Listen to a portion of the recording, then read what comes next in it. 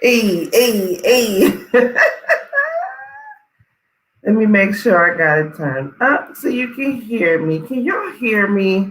Let me know if you guys can hear me or not. Let me scooch you back some. Scoot her back some so we can get a little bit in. Okay, there we go. There we go. Just a little bit of something. What's going on, y'all? Is that Coca-Cola, please? Hey, boo. What's going on with you, caller? Can you hear? Can you hear? I can't hear you. Are you muted? Hi, I can't hear you, caller.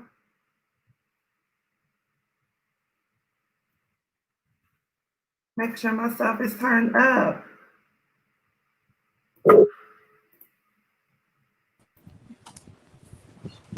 Hey. Hello, I can't hear you, caller. We can't hear you. Okay, I think caller said she's gonna go out and come back. Mizzle, there go my nephew Mizzle. What's going on, y'all?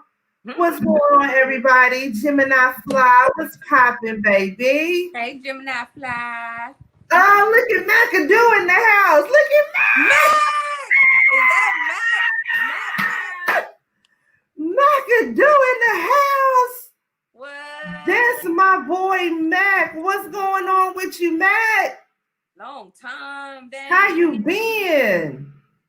I ain't seen you in forever, friend. How you been? I hope you doing okay. I think she had to go out and come back in. We can't hear Cola. Okay, I couldn't hear Cola either. I just want to make sure that I was not the only one that could not hear Cola.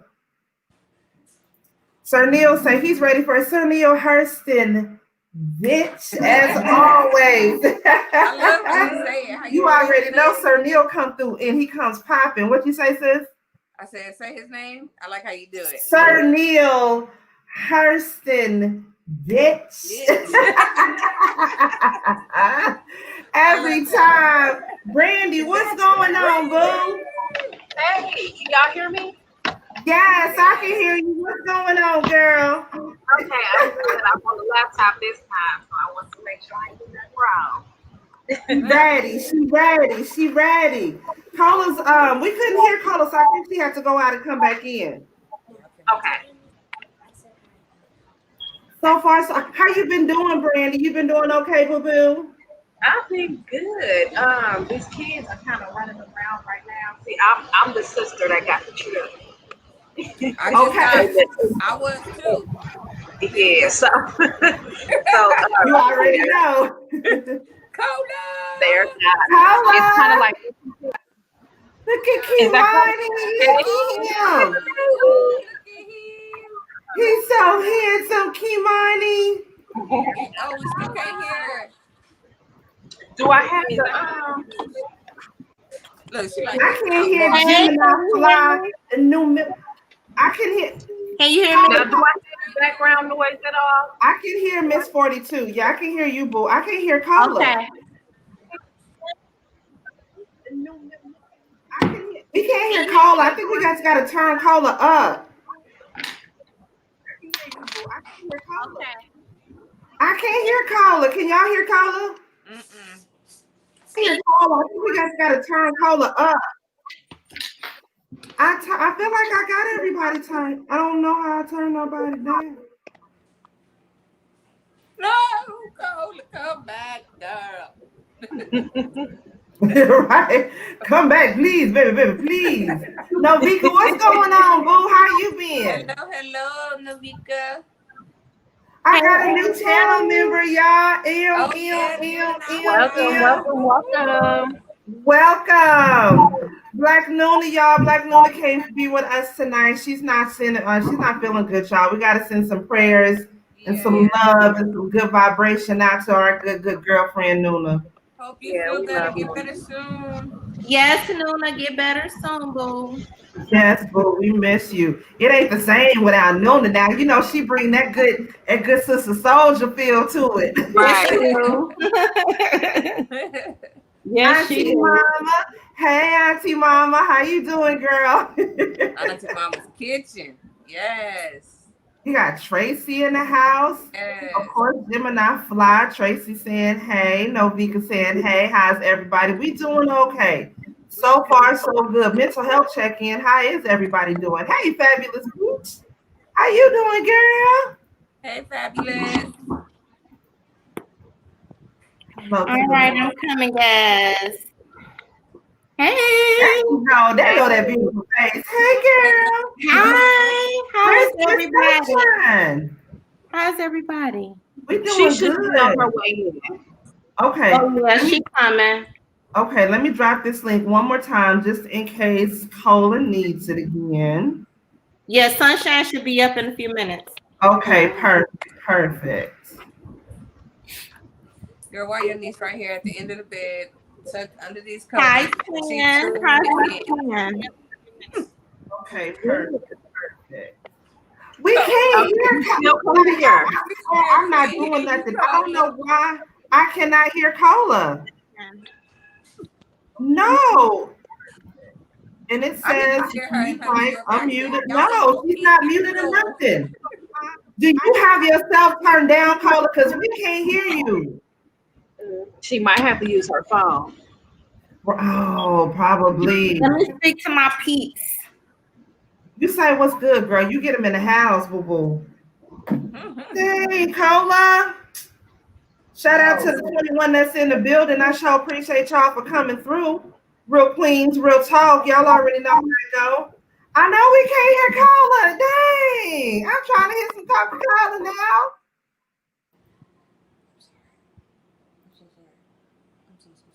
Technical difficulties. We got to get you on up in here, girl. Yes. Yes. What everybody sipping on tonight while we trying to get Cola in the building? I got my Cayman Jack, my Cuban mojito. I just finished my apple. What was it? Leftover screwdriver. Oh, my, what did I have? I had some red wine. I think it was Merlot. It's all gone though. It's all bad. And I was that already. Okay, I usually have 1800 with lime juice. Ooh. But we ran out of that, so we always keep an emergency stash of vodka. We got our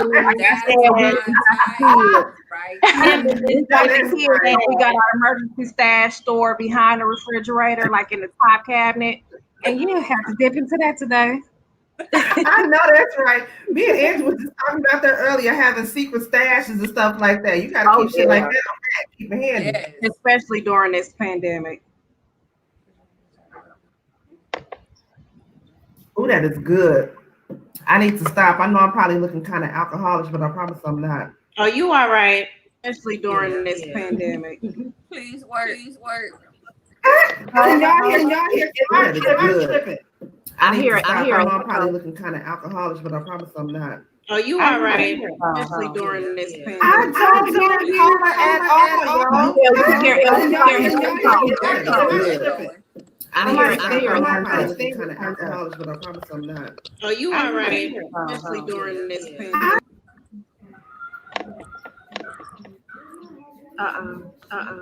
Is your what? Dang, can't hear nothing. I can't hear nothing on Cola at all. And What about are you allowing the mic on the mic?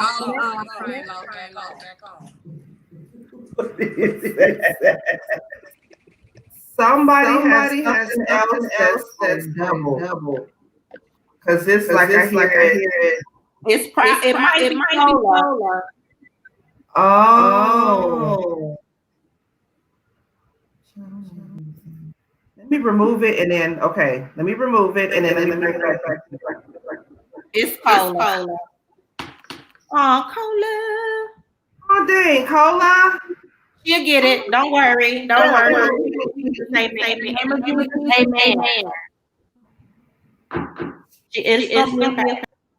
Or try your phone. Is she still try your phone, Cola, because it keeps echoing. That's what I had to do last week, was use my phone. Mm-hmm. Let me see if we bring her in. Yep, every time I bring her in, it start echoing. Yep. And then baby sis just popped out too. Yeah, everything was echoing. I don't know what in the world is going on. Trying not to pay this cable bill, so we good over here. So while we still getting ready, I'm gonna go ahead and crack open my Cayman Jack, y'all. This is so good. My first time drinking these Cuban mojitos. Let me see. Okay, there's baby sis. Okay. Back, never left. There we go. There we go. We good. We good. We good. Can you hear Shout me? out to my girl Brandy for becoming a member, y'all. To my members, I am editing a vlog right now to upload. It was like an hour and a half long, and I was like, that is way too long for a doggone vlog. And so I got it shortened down to about 50 minutes, but even still, I feel like that's too long. So I want to get it down to at least like 30, 40 minutes, but I got a vlog that I'm going to get it up tonight. I just keep taking more and more of it off. But I think y'all are gonna like it for my first little vlog. I'm proud of myself. I think I did good with it. Get it, girl. Get it, girl. All right, I'm just trying to wait and see if we're gonna get Cola back in, y'all. Okay, there we go with Cola. There we go. I was trying to bring out to Yes. Yes. and I did too much. Okay. I got the background. I had it all going. I went and put my little webcam up so I could be all in HD and stuff. I was like, I'm gonna take some of the hood with me. And then I just kept it up. We wasn't gonna start this thing without you, girl. We was like, hold on now, hold on, shoot. Dude, I'm gonna get it right next week. I waited till 30 minutes before the show to decide, like, ooh, take them to the Bronx, and look what happened.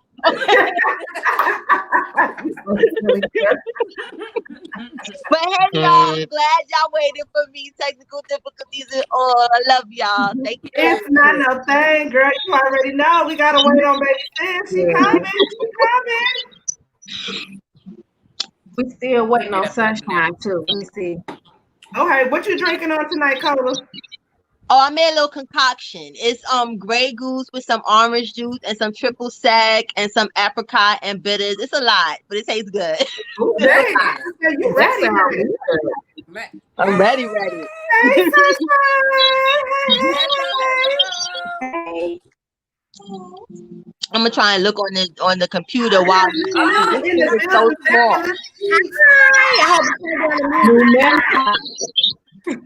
Oh, fabulous number L. Go Yes, showing love. Thank you so much. I got a vlog coming from my members tonight. Y'all are gonna love it. I'm proud of myself. For Somebody got some feedback. Who's got the feedback? Look at Cola.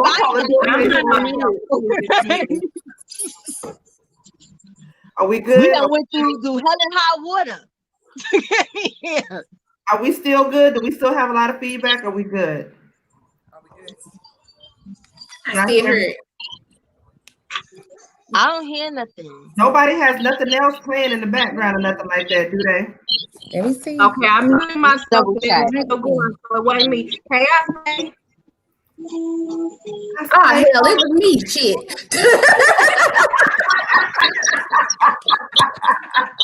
We came in. So she got some tequila. She talking about I hear shit. How rude. She says me. Shit.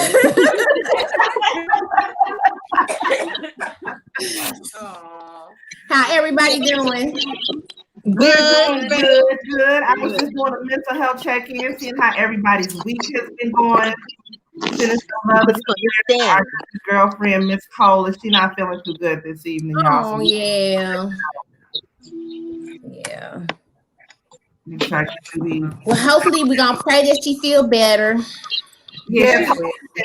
We can put a little smile on her face tonight. Hopefully. Yeah. Yes. I'm sure she'll be doing Hi, Slay. I see you. Well, y'all, one of the first things that I'm trying to get it on the computer because I can't see the chat. Because on the phone, it's like so tiny. So all I see is me dogs. either. So I'm don't worry. That's on the screen at the same time, so that way y'all can see them as they're going through. Okay. Okay, that works. Yeah. All right. Thank you. Because I'm saying here doing way too much. Tracy already know. That's the first thing I wanted to get into was goddamn Ryan Henry, y'all. I know y'all heard about that. Oh, Child. let me say, before I watched, I thought it was one of those stories where it was a big deal at first because my uncles done passed around chicks plenty times, and it was no big deal. But this time, I was like, Okay, Brandy. Right. But dang, that was his. I just watched some of it right now. He was like, man, we went on a father-son, retreat the next day.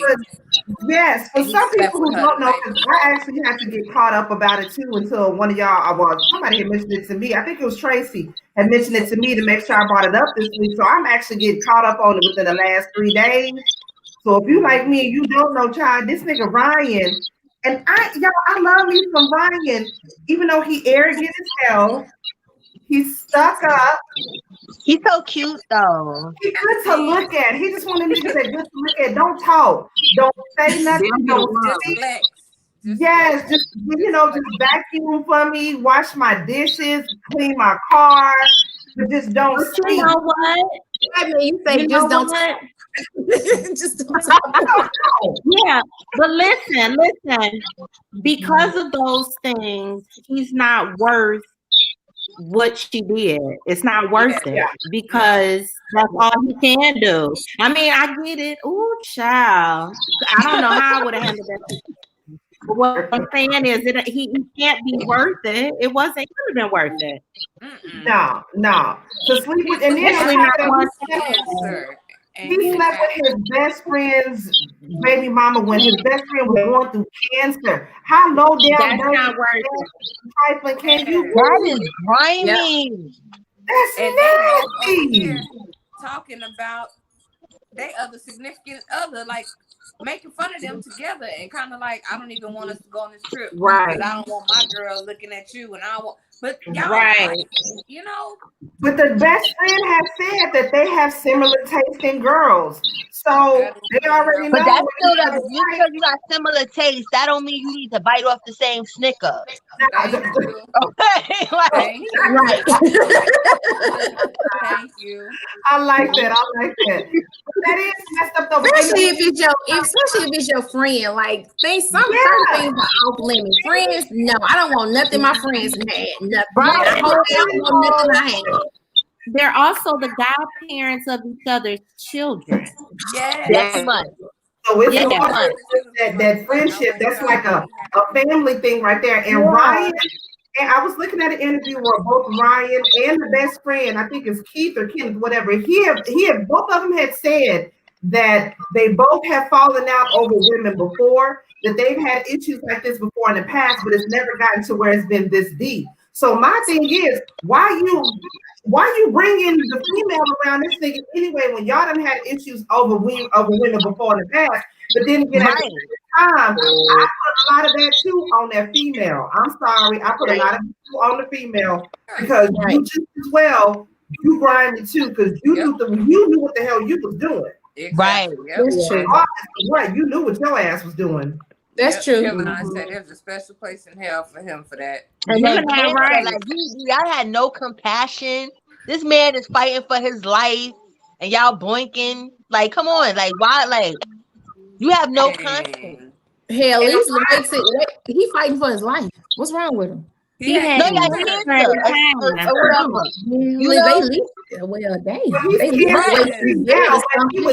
he was messing with him at that point. I guess he initially started messing with the baby mama right around the time he was fighting for cancer. And then just recently, Ryan had been on Instagram Live, and he was saying that, you know, it started 2 years ago, and then as recently as 2 months ago. So it's been going on over this period of time. Ryan is wrong as hell. And I was reading somewhere, I need to follow up on that because I don't know how true it is. I don't want to say, I just say allegedly. Somehow or another, allegedly, Ryan's mother knew about it as well. And she probably did, because she ain't gonna ride for her son. She ain't gonna say nothing. That's her son. But see, with Ryan, it's like, didn't your baby mother like leave you or cheat on you for some celebrity dudes or whatever? And everybody was like, so the first season, and then you running around doing this to your best friend. Like, what in your mind thought, you know, made you feel like this would make you feel good if it came out? You know, so bad, Ryan. I'm like, damn, she did him dirty and had a whole kid on him. Look what kind of, who knows what the hell he was doing in that relationship that she just said, F it. I'm gonna go at his baby with Jeremiah, whatever he is, that singer. On the first season, I want to say first episode when we were first introduced to Ryan and Rachel when Black Ink Crew Chicago first started. She was saying that her and Ryan were together. They had been together since they were like 15 or something, and that they had broken up or somehow she ended up getting with Jeremiah and having a baby. And then we didn't know it was Jeremiah. She just said it was somebody who was in the industry who ended up getting her pregnant, didn't want anything to do with her or the pregnancy. And basically Ryan was there to pick up the pieces and be back there for her again. You know what I'm saying? Oh, you know, switch call, she come back in. But basically said that Ryan was there to pick up the pieces or whatever. So we didn't know who he was, you know, who the other baby father was before at first, but it's like Ryan. Oh, okay, Tracy. Okay. Yeah, she was with but Ryan's mother, what I say, Ryan's mother helps Anthony's charity, so they speak on a regular basis. So if Ryan's mother knew what the hell was going on. I'm sorry. If my son, I'm sorry, friend or no friend, and if I don't care how long you've been in the family, but if you come tell me you messing with my son, baby mama, wife, whatever, I'm telling my son I'm gonna go beat her ass. I'm trying to tell you that. I'm coming after her ass. That's why I always got bail money for Sunshine. I keep bail money for Sunshine.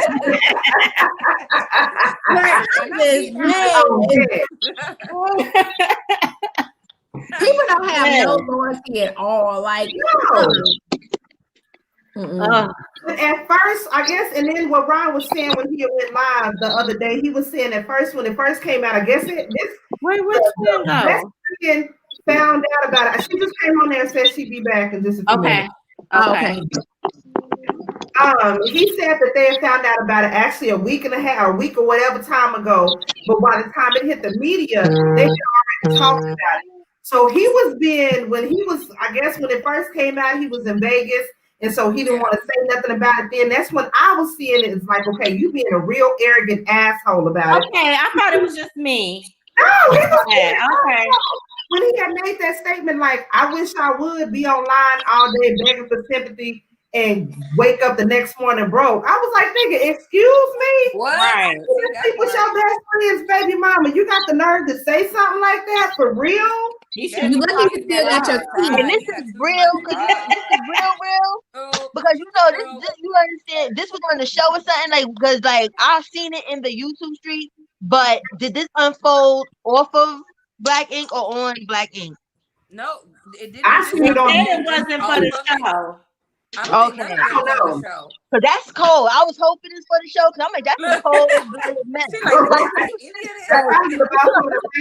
Because I stopped watching Black Ink Crew. I stopped watching all of that. Everything on pause. So this is all happening off of. Because I don't even imagine him being that heartless. Like, I imagine Caesar saying something and doing something like that, but Ryan is the sweetheart of the franchise to me. Like, he's so nice. I don't even see what they see with Caesar though. Like, he is like, ooh. He just looks like his I'm trying to tell y'all. This is the thing. Yeah. Ryan has always, in my but Ryan, in my opinion, has always came across real arrogant and real asshole-like. Yeah, he can be a good friend, you know, here and there, but when all that shit went down, when he got caught sleeping with Kat And basically, he tried to put it off like everybody else was in his business. Yeah. And everybody else's fault. Why Rachel found out that he was messing around with Kat, even though Kat was messy about it, the way she let everybody know. But still, Ryan ain't innocent. He not this sweet, you know, loving guy and all of that. Yeah, but his friends should have never. I mean, yeah, none of us are innocent, but if you my friend, I'm loyal to you, and I'm not gonna sleep. I don't want shit my friends got. Right. I don't care. Don't even try to talk to me or none of that. Like, no. I don't care. Even if you look, even if you blinked at my friend twice, that means you like her, so don't come my way. Yeah, exactly. Yeah. Right. And that's why I say, don't say her shoes is nice. Don't say nothing. Don't say a damn thing. These are kind of things that they claim that they were, but they got into it over females. But you still felt comfortable enough, already knowing that y'all got beef in history like that over females to judge a female around. That's, you know what I'm saying? Look, he's supposed to know a little bit better too. Yeah, because it's like, if I know we got that type of history, it's like history is doomed to repeat itself. We learned it in history class. Yeah. Right. So like, you know, like, why set it up? Yep. Why set yourself up for failure? Hell no. That ain't what we gonna do. But you know, he apologized just recently. Like I said, when he did. You know what? I didn't accept his apology because that felt arrogant as well. I think it was a media. What do you call it? Like to save face in the media. I don't know. He actually had the nerve, but yeah, he had an attitude about it. It wasn't real aggressive, but it was too aggressive. I was like, he manipulating. He was. I just didn't. It didn't resonate with me. I didn't. It didn't sit in my spirit. He might try to use this situation to play the victim too, but you're not a victim. Like you did your dirt too. Now, don't get me wrong. What has been done to him is foul, but karma's a bitch though. So hey, and sometimes you don't even have to do nothing for karma. So he'll get his Ryan will regret this one day. He will regret it. He will regret it. And what Ryan said that baby sister fell out too. She'll be back in a minute. What Ryan said, he tried to, and I don't want to say he tried to use his depression or his mental illness, but that was the excuse that he said in his live that he did the other day, was that, you know, he was hurt, and so hurt people. And because he was dealing with his depression. I'm not accepting that yet because I suffer from depression, and I never sat there and was just so mad and so depressed that I was like, I'm gonna hurt my friend's heart. I'm gonna go have sex with her. Fucking shatter. Like, you understand? Like no. Shatter his heart. Because they kids got a bond. The kids got a bond. And how do you do damage control on that low? But I can see that though. I can see him trying to do damage control though. I can see that. Yeah. What you need to do is not do that kind of stuff. That's why people need to think before they move. You got to think before you do stuff, because you're gonna turn around and be like, you know what? I wish I hadn't did that. Exactly. Yeah. And he that's probably his most loyal and best friend, especially in these streets. Now, you know, when Hollywood and stuff, and everyone is fake, and you just gonna lose a real one. Being fake, exactly. Ryan, the best friend said that Ryan threatened his life because he told Rachel what happened. But Rachel, girl, you know what this nigga Ryan is about. You've been dealing with him for a long time, girl. And it's the reason why you ain't committed to him fully either, because you already know what kind of nigga he is. Yep. Come on now, girl. Wow. That's messed. That's all right. And she gotta think too, though. Like so if they best friends and he slept with you, what make you think he gonna have a relationship with you? Exactly. Yeah. So she dumb too. Yeah, they all dumb. Exactly. Mess up a sure thing for a maybe. Like, come on now. Like. No. Well, speaking of stuff, I wouldn't say it was a dumb move because we done all been there before. Cardi B and her husband, Now, y'all know Cardi B done took off. I don't believe nothing that comes from me. Cover your eyes, girl. Come on. I don't give Cardi B the benefit of the Let doubt. me say this. Let me say this. Cardi is a fellow Libra. She actually shares the same birthday with Twin last Sunday, and Twin's birthday was same day. So I live that. I understand why. I'm talking about in her younger years. She's still under 30. So I get it. It's probably so good. I'm expecting a record or something. That's what I'm expecting. I'm sorry, because the last time they fake broke up and whatever, the record came out. So we all been dumb. We as women, I don't care how old you are, in your early ages, you've been dumb from this one dude. I do not care. You have been dumb. So I don't fault her. I don't fault her if it's real, but I don't think it's real. Like that's all I'm saying. Like I don't think it's. You know what? Cardi is the type. She talks before she thinks. Yes. She does stuff before she thinks, and then after she do it, she be like, "Oh, that was a bad move," but it's too late. It's already out there. Yeah, that's right. Like I wait time to go through it.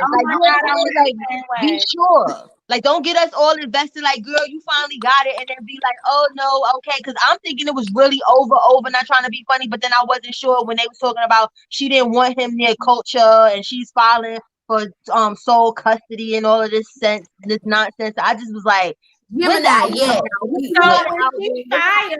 when she filed, I really think she thought that's what she wanted. Yes, but she did it because she was like, but she had me thinking that he did some old weird stuff, because why wouldn't you want?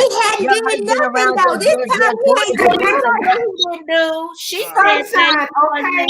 I thought something strange went on. Because that's why I was confused. He said he didn't do nothing, but this time. No, he didn't do nothing this time. And so I was confused. Yeah, then she came out with it was growing pains. Like, I know people grow apart, but like I said, she looked at him, she said, I don't want him having no interaction with culture. My mom went all types of places. I don't appreciate that. But it was her emotions. It was her emotions. He wasn't there emotionally. Yes. And I realized she been through a lot with this asshole. And she's not ready to criminal case for him. She literally ready for she is. Until you ready to let go as a woman, it's on you. Somebody can tell you 1,000 times you need to let this bum go. You need to let it go. But until you make it up in your mind that this nigga ain't for you, you gonna continue to do that. When you get but even in that case, technically speaking, she caught that case for herself. Because yes, even she like did. I met some whole bad. I met some whole ass when I was younger. I always went upside their head. Like the most I didn't know these chicks. Like, you understand? If it was somebody I knew, I would have went up both their heads. But I was going up the niggas' heads. Like, listen, I'm gonna get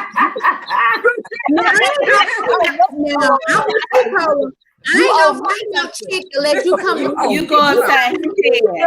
Okay, yeah. But if you come to me as a woman disrespectful, I'm gonna whoop your ass because I'm not whooping your ass because of him. I'm whooping your ass because you disrespectful to me. Like I'm not. You didn't get that ass whooping because of him. You got that ass whooping because you came to me. Whatever dealings y'all got, you leave that shit to him. Don't come to me with that shit. Don't come to me. But if you come to me disrespectful, I'm gonna whoop. Yeah, but I'm gonna let you know I ain't whooping your ass because of him. Right. No, exactly. What I felt like with Cardi, I felt like, and it's just me though, I felt like she shouldn't have said nothing in the first damn place. Yeah. She should have kept her doggone mouth closed. Because Cardi is like a lot of these young celebrities who put all of their business out here on social media, and then you get mad when it's a panel of females like us and you don't want to have commentary and want to say something about it. You like put it out there for everybody, and you can't get mad because somebody got something to say. And it's like the celebrities, they felt like celebrities. They don't feel like celebrities in this generation because they too accessible. Like, you understand? Like, I like to think that I don't know shit. You understand? Like, I wanted to get my information from like the magazine and stuff. I could just go to your Instagram and know what the fuck you ate for breakfast. No, So I every think day. that's acceptable to me. So now you regular. You understand? So it's like I'm gonna talk to you and have an opinion as a regular person. Like, not trying to be funny. We don't know nothing about Beyonce. We know what little bits that we know, but we don't know. We know Jay-Z cheated. We know that. Exactly. But you know what? But you know what? You exactly. She told us in Lemonade and stuff. You had to pick the pieces, but she ain't get. But Jay-Z told it in his album too. Jay-Z told it in his album too. They done said that, but you know what? And the reason why we respect Jay-Z and Beyonce is because we don't know about. Had she not said nothing, we wouldn't have known the damn thing going on in a relationship. We didn't know nothing. We and didn't know. I was trying to figure out. At least I wanted to know. We didn't know shit. It was like. Had niggas not let it slip in that elevator when Solange went upside his damn head, we wouldn't have known nothing. I just have mixed feelings about this situation too with Solange, because I feel like this. You already know that your sister and your brother-in-law is highly. Like, come on, whatever you had to say, it could have been said somewhere else. You need to not, like, family gets involved in business and they don't have to get involved. And I understand that you love each other and you love your sister and everything, but you also have to stay in your place when a person is married. You see, Beyonce, absolutely. Like, I ain't got no parts in this. I don't see nothing. Now I'm gonna check your ass now, but I ain't gonna check your ass out there. You know how I feel, but I'm gonna tell you behind closed doors, like you gotta know you want some bull crap. Like, hey, you know that whichever way she goes, whether she stay with you or leave you, I'm riding with her, regardless of what. But just know, keep you. I love that. Solange taking photos after the elevator fight. Yes, she did. Yeah, like had that elevator fight, had whoever not linked that evidence, we would have known. We would have known. They have enough. We've learned a lot, and at least I can say I've learned a lot from Beyonce. I would say, as far as just your personal life, period. Keeping shit private, the shit that you don't want people to ridicule you about, talk about you about, put you down for, don't say nothing. And to make your best moves in silence. Exactly. We've all learned that from Beyonce. And so, like I said with Cardi B, you can't get mad because people want to say that he's emotionally abusive towards you, or he's mentally this, or he's, whatever, because you put it out there. Y'all put it out there. I'm not gonna even say he emotionally abusive to her. I'm gonna say she is to him. Yeah. I'm just gonna say he's just a man that stick his penis in everybody else. But I wouldn't even say he's emotionally abusive. But I can see her being emotionally abusive because she flips out in a second. Yeah. I love her. She even said that, yeah. But honey, she does not care. No, she doesn't care. Never confirmed or denied the allegations. Now, because they just put it in their Beyonce. They did not talk about it. Yep, exactly. You heard about it in the album. You heard about it in her CD. That's when she talked about that fight. They did it on day terms. I love that. Anything they got paid for it. They got paid for it. Anybody else that was involved, obviously they got some good ass ironclad NDAs, because we ain't heard nothing from nobody, baby. Not from the elevator worker. Not from. I was like, I just knew the elevator worker. At least somebody's gonna leak that footage to TMZ. Like, listen, this is what happened. I heard somebody was working tonight. Like, it's nothing. The footage was leaked. The TMZ got the footage. It was leaked. No, I mean, like the convo, like the nitty gritty. The convo, the audio, the audio. Yeah. But by them not reacting to it, it made it not nothing. Hi, nephew. Look at you, Daddy. You better stop hating. He's trying to live his best life, girl. Right. Nephew. He probably the reason the mic ain't work. It messed up my whole New York. I was having a moment. I'm coming in like, boom. Nephew in the room, New York. Like, and then he messed it up. before I leave my mind real quick, I think we just hit on this last week or week before. Super. Super is somebody else. Super said she's somebody else that took all her info, all of her everything. Everything. And I like Super. I got all her stuff. Like I literally bought everything on her website when she came out. And every time she drops something new, I buy it. Because she's black owned and she came from nothing. So I'm gonna always support her. Like anytime she drops something new, I go and buy her then. Before she even was like makeup famous. Like she's like story time. I used to love her story time. I watched her story time about that fat dude. The fat dude when she had sex with the fat dude and he was sweating. Like I was like, oh, I feel all that. Like I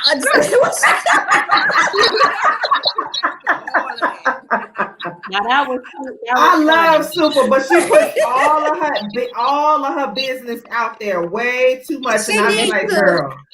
What I don't like, I like Super and I love Super because she shows that you can come from nothing and become something, but she needs to leave the ghetto where it's at and act like she is a six-figure person. Like you are a millionaire. You need to act like a millionaire. You cannot keep the same mindset as a hood low income section A or whatever type person. You cannot do you ain't there no more. That ain't you. You're not there no more. You're not there. You're not there. You have to, and then you have to be around people that's in your tax bracket. Because if one thing my husband always say, if a person ain't talking about money and the person ain't motivating you as in your circle, you don't need to be in that. You don't need that energy around you. My husband says that all the time. If that person is not motivating you, if that person ain't making you learn how to make these millions and get that money, that's right. You don't change your circle. In your circle, you need to find a new circle. Yes. And my husband lives by that, and him and his friends live by that, and he tells me that all the time. Like, hey, you need to think bigger. You need to think. He always tells me because I can say I'm blessed. I am. My mommy, they have set me and my sister up for life.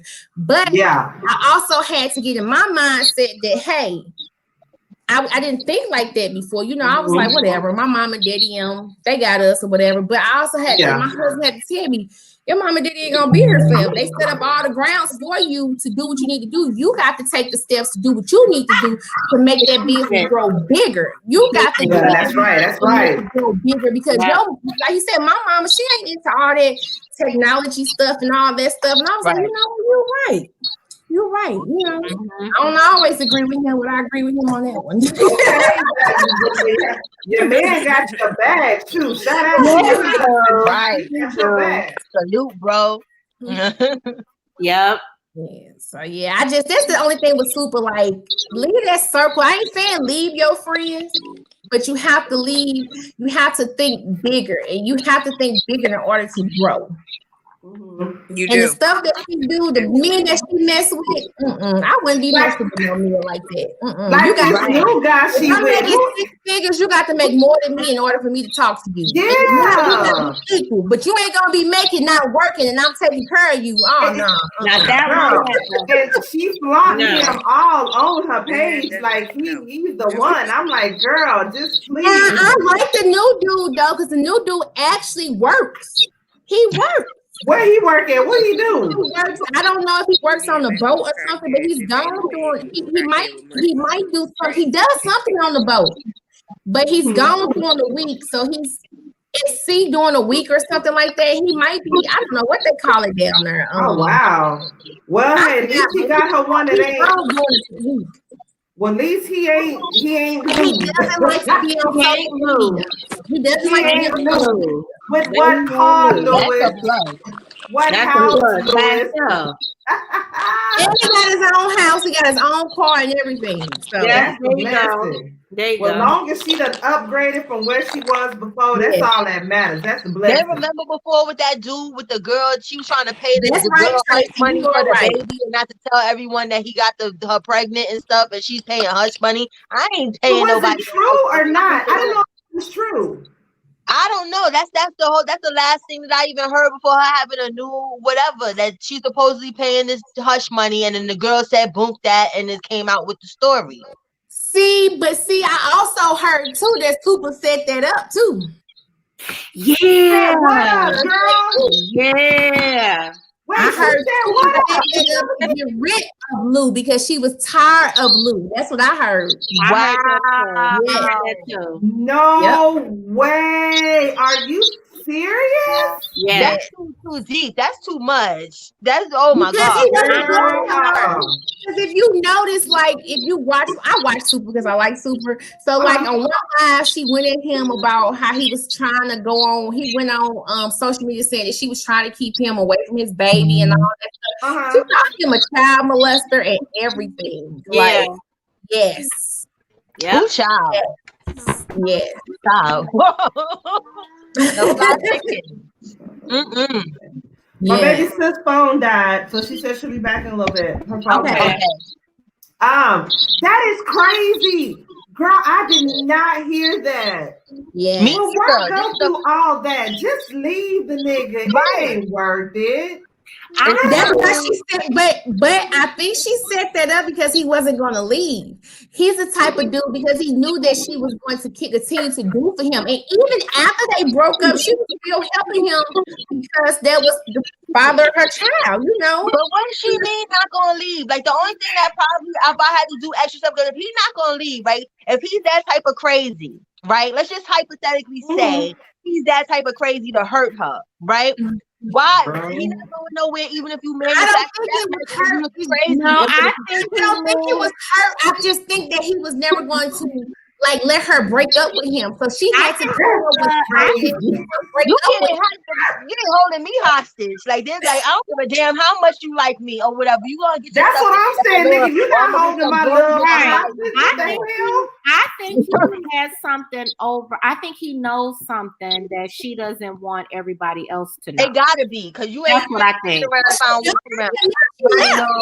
No.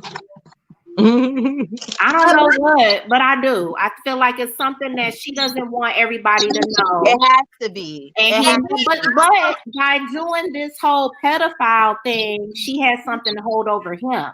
That's right. She just leave him. She needed to have something to match him. She flipped the script. She put it in her hand. Yep. She put him back in her hand. Hey, I ain't gonna lie, we all had like, hey, I had to do some script stuff too, so I do some stuff like that, but that's just crazy to me. I'm sorry. I mean, I guess I never had no nigga like that I can just be like, he ain't gonna leave, so I gotta do something diabolical like this, to try to shake him. Like that's wild to me. That's wild. They out there, honey. Yeah. They out there. Yeah, I was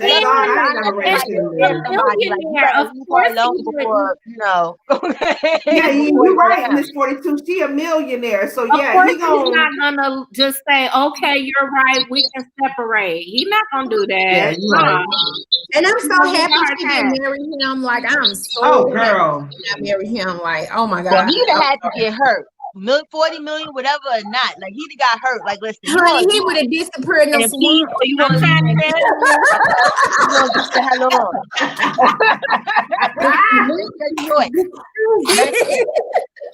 I'll give you $1,000 to set you on your way. I don't even gotta have nobody disappear. Let him get high. Like that one time he got so drunk and high, and them swamps, them alligators right there with a nobody. This has been a whole Tiger King moment. Exactly. I swear I gotta keep real money for her ass. Yeah. Y'all are crazy. I saw him over by the bayou over there. I don't know. I don't know. No. Oh my god. Oh my god. Oh my god. Oh, y'all are silly. My mom and dad out, honey. Things disappear. Oh my god.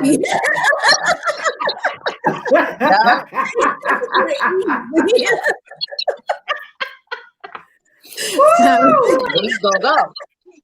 Child. No. Let me see, y'all. The last thing I had on the agenda was Ice Cube. What is up with Ice Cube, y'all? Y'all let me know y'all thoughts and y'all opinions on that. I don't have a whole lot of opinion on that. I will say, and it's mostly because I think it might have got missed. I think he was trying to take advantage of a situation. But this might be a little shallow and petty, but child, he looked horrible. Why he look so bad? He used to be so fine to me, and I saw that picture of him. And I was like, "Who is that?" We all got to wait on us and everything. No, like that's what I was about to say. It's the quarantine. Maybe he done gained. You know, he got that Rona 15, that COVID depression or whatever going on. Yes. This is my thing that I have to say about that. For some people who don't know what's going on with Ice Cube, you know, he had did an interview on CNN with the reporter. I can't remember the reporter's name. Long story short, he's trying to get this bid. What is it called exactly? I don't want to mess it up. Like the contract with Black America? Is that what it's called? Something like that. Let me look it up real Some type of 4-year plan. Right. Some type of plan that's supposed to span over the next 4 years. Mm-hmm. But he said that Trump reached out to him. He said that. Now, he said that both parties reached out to him. He said that the reason why he decided to have a conversation with the Trump administration was because they were willing to listen to, you know, what his plan was, as opposed to the Biden campaign, who said, okay, we'll discuss it after the election. Never got back with him. And so he's saying, yeah, so he said he didn't run to the Trump administration with this plan. But this is my thoughts on it. Why Trump wait to reach out to your ass now to ask for your opinion on a plan for the Black community and a 4-year plan? Why he wait to reach out to you now? Because he know he need the Black vote, and that he think that he was gonna be your outlet into getting the Black vote, so that. And then on top of that, Ice Cube, you gotta be smart enough to know, nigga, he using you. You gotta know that, right? Anti-Trump person that there is. So to see one of the biggest anti-Trump people be like, "Oh, I'm jacking Trump," it can change the masses and change people's minds. You feel me? So it's a whole scam. And Ice Cube don't understand. You gonna be the big part of, if he gets elected in and gets the Black vote and things go left even more than they already went for the time that we had this man, you gonna be the cause. I ain't playing nothing like that. You might as well wear a MAGA hat and keep it pushing, because I ain't messing, because you done bamboozled us too. I don't appreciate. Know what? Isn't there, like, for me, there's certain people in this world that no matter what they can offer me or what benefit I can get from it, I'm still not fucking with you. That's exactly it. Yes, ma'am. You know what yes, I would never. Like, I want to be rich and famous, but I ain't gonna sell my soul to the damn devil to do it. Right. Okay, y'all might finna be mad at me, but let me say my piece. No, girl, this the Queen's panel. You say it, girl. Yeah, my piece. You give your opinion, girl. So he never talked to Trump. Trump didn't reach out to him. It was the Trump camp that reached out to him. Okay. He basically wanted to talk to both parties to see which, because even though they doing all this stuff and trying to get Black people vote, what do you want to do for Black people if Black people vote for you after you elected? Because y'all do all this stuff to say, you know, basically what you're gonna do when you try to get elected, but how many for the Democrats and the Republicans, how many people actually follow through and help Black people? Right. They're not gonna do a damn thing. Just like all they don't like Black people feel like we supposed to be Democrats or whatever stuff. But if you go back in history from when we started voting, technically we supposed to be Republicans. The fucking Democrats was the ones that was burners and listeners. Like they did a switcheroo. To confuse the people. Yeah. But also too, my mind frame is, how do we expect to grow if nobody? How do we expect to grow and basically how are we supposed to know what the enemy doing if nobody's at the table? That's true. That's true. You right about that. How do we supposed to know what's going on? You're right about that. You're right. I don't want to fit in and everything. But me being a black person, it was a time where I was the only black person on my team. The only black person. I said in every meeting just to see what they were going to do. What are you going to do to not make it feel so racist here, not make it feel that somebody, we always have to know what the enemy is doing. You need you're right. Him is the best person for us, but that's, I mean, hey, we ain't got no choice. We all know that you're right. You're right. It's right now. It's the lesser of two evils. What people missing is Ice Cube been doing this months. He's been doing this since like April. They said like April or something that he's been talking to both sides. The only side that reached out to him was the Republican side. The Democrat side didn't reach out to him till after it hit the news. Oh wow! So that's why I think he was just taking advantage of the situation. Like, I just feel like how can we grow? How can we grow if no one that represent us is at the table that's on our side? Yeah. I feel you. When you say it like that, I totally understand that. Because I was more or less seeing it from Miss 42's side. Like you say, no matter. When you see a snake, you know a snake for what it is. It's like Donald Trump offering something to you, knowing that this motherfucker, you know he's a snake, you know he's low down, and you know he's no good. So no matter what he gives to you, there's some kind of stipulation, or it comes with some kind of, term to it, to where it's like, I'm not messing with you all together because I know anything you got ain't good. It comes with something negative to it. You know what I'm saying? Yeah. But I see what you're saying, Sunshine. Like, I'd rather sit at the table with my enemy. And you're right. She's right. So I can make you're right. You make sense. You're right. So I get, and also too, I forgot what rap. It was an old school rap that said that I meant to go back and look at it before we came on. But like he said, no, we're not finna cancel Ice Cube. We as black people no. Cancel our own people. Mm-hmm. Yeah. There's many other races that we should have been canceled that we have not canceled. Absolutely. I just feel like I'm just a firm believer, in order for us to get ahead, somebody that represent us that's on our side have to sit at that table. Right. It might be off. And what the Republicans did, they did that on their own. That was Cube though, so you can't fault him from that. That's just like the NFL with Jay-Z. If nobody is there to represent us and speak for us, how do you know what's going on? We're never gonna know. Yeah, right. And we as black people do not always stick together. I'm sorry. I love my right about that. Absolutely. So black will march and everything, but we as black people have to do better on our own. We have to fix each other first before we can fault and I ain't gonna say fault somebody else. But we need to start sticking together because we got more power. We can actually shut down a lot of stuff if we stick together. Come on now. Come on, speak it. You better come together as one. We got the most. We can. You better say it. All of them. Absolutely. All of them. You better say it. Absolutely.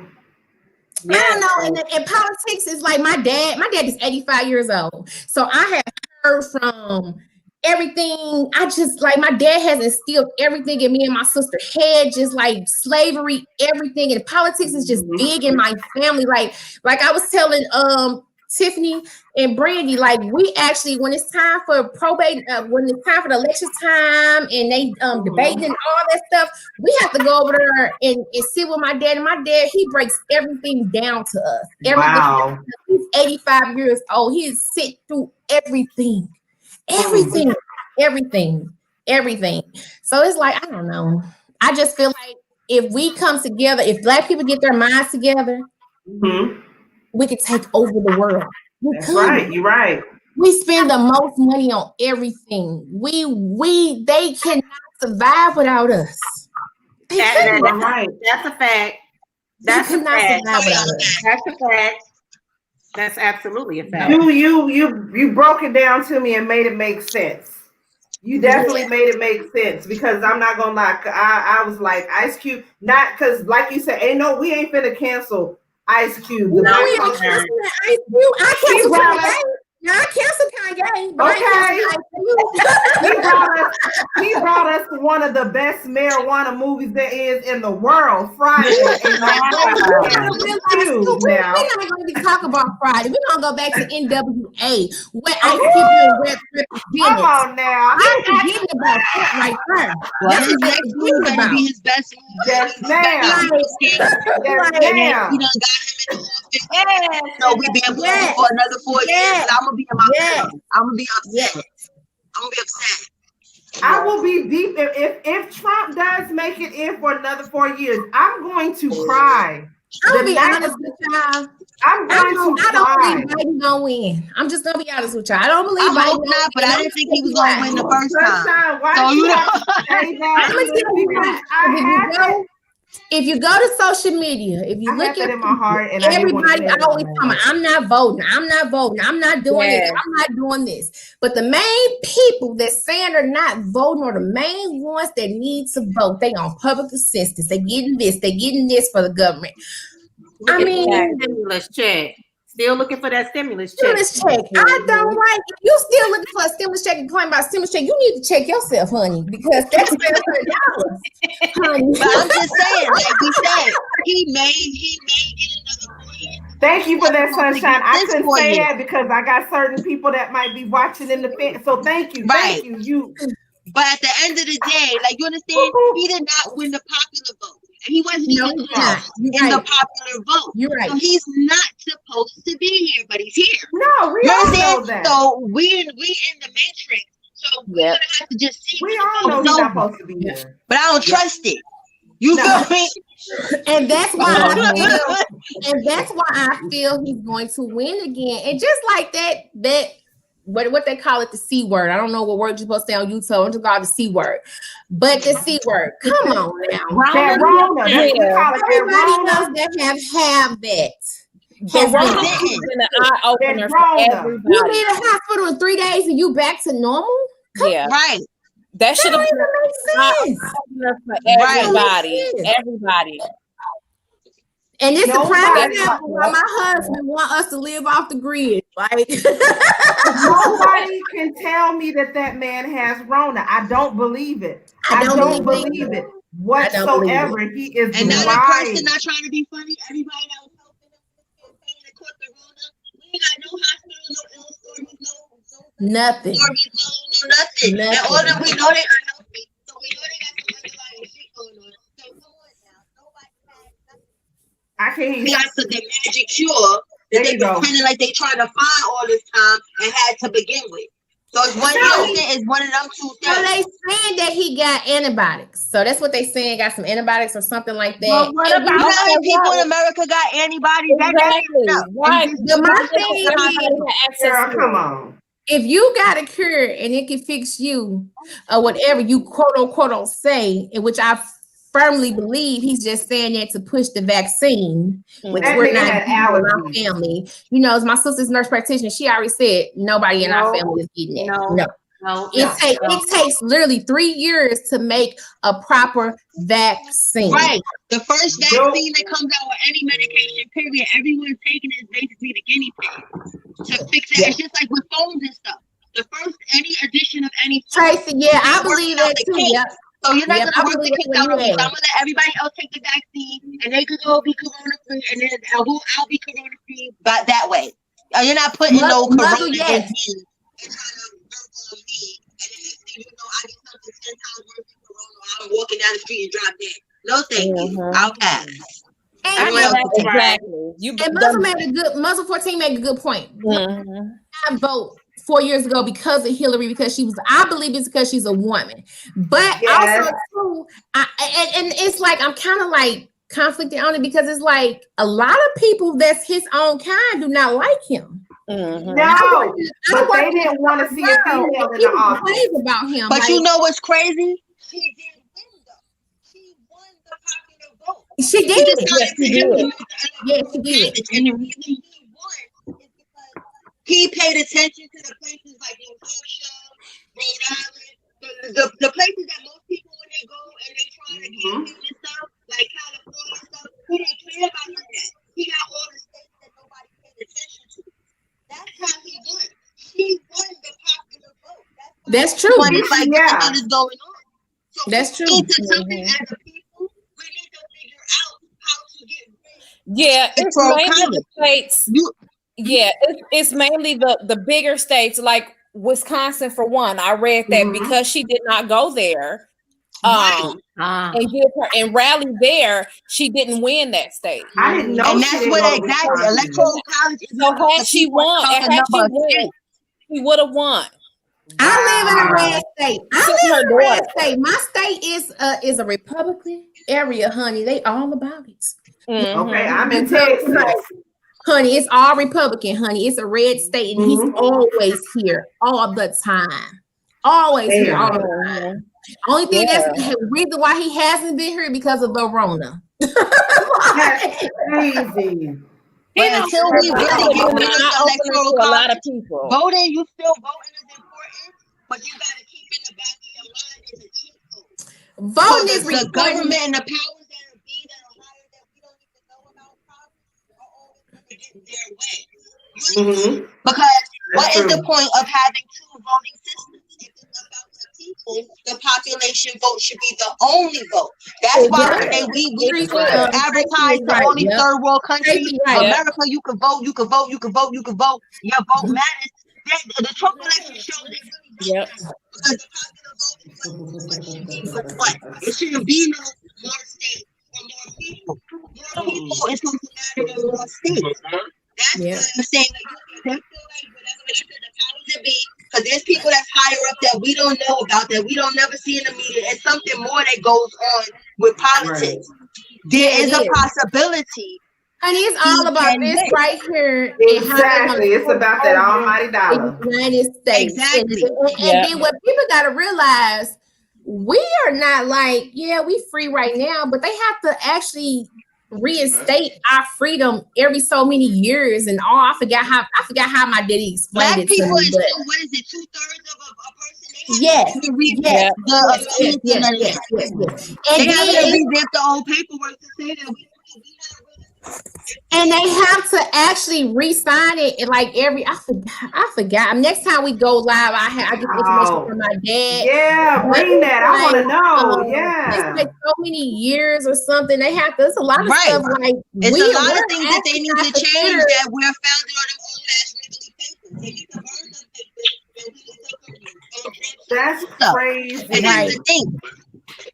And it makes me mad when black people, when our people care so much about us, and we're so equal, and we have overcome. We're not. Why the hell our founding papers, history or not? We burn the statues and all this other stuff. That needs to be burnt. Yeah. I'm gonna give y'all a story. The mayor came down to my dad's business. My daddy been in business 60 years. 60 years. My daddy's 85 years old. He still go get up every day and go open up his business. Not miss a beat.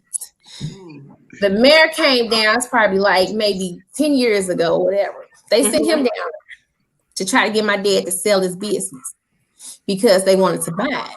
So he wanted to buy it because they wanted to build and all that stuff. My dad said no. So they was trying, after a while, they try to like find fines for this, find fines for that. My dad is old school, honey.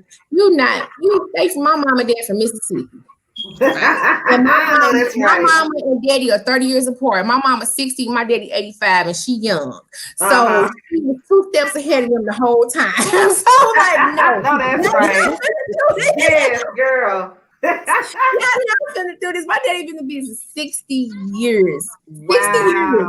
And it's just that it's like where his business at, they was trying to rebuild and all that stuff. So it was like if he didn't sell, they couldn't do nothing.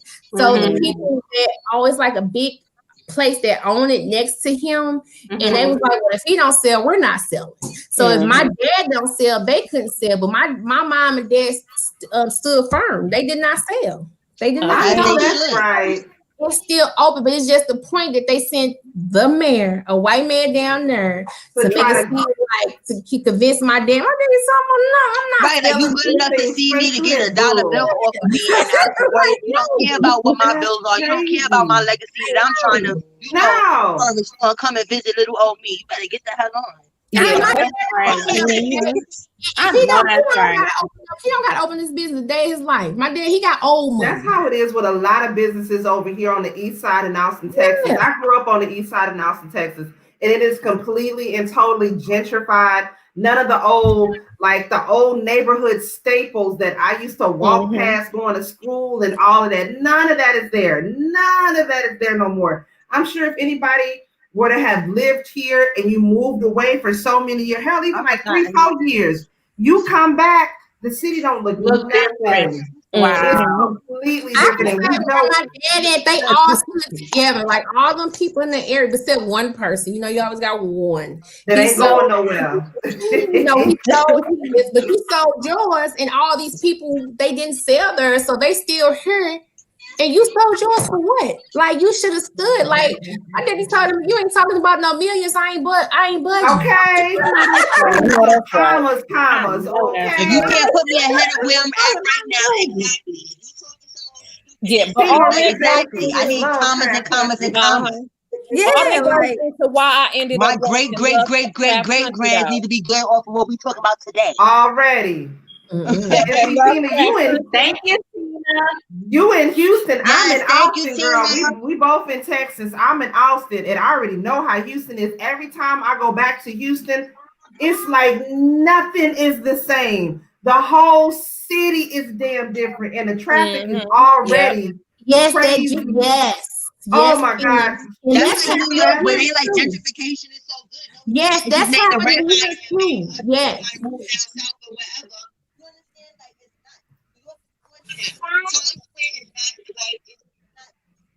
And see, I haven't been absolutely because it's crap as far as what it is now. We haven't been to New York, babe. When was the last time we went to New York? It's been at least 8-9 years since we went to New York. Since we went, back home to the Bronx and Yonkers and all that. And even when we went to Yonkers, like we would go down to the square and get some pizza. And even the square was different. I'm like, where the square at? God damn, what's going on? Everything is different here for nosy. And Tina, my husband, he has a house like before we even got together. And my stepson stay in that house.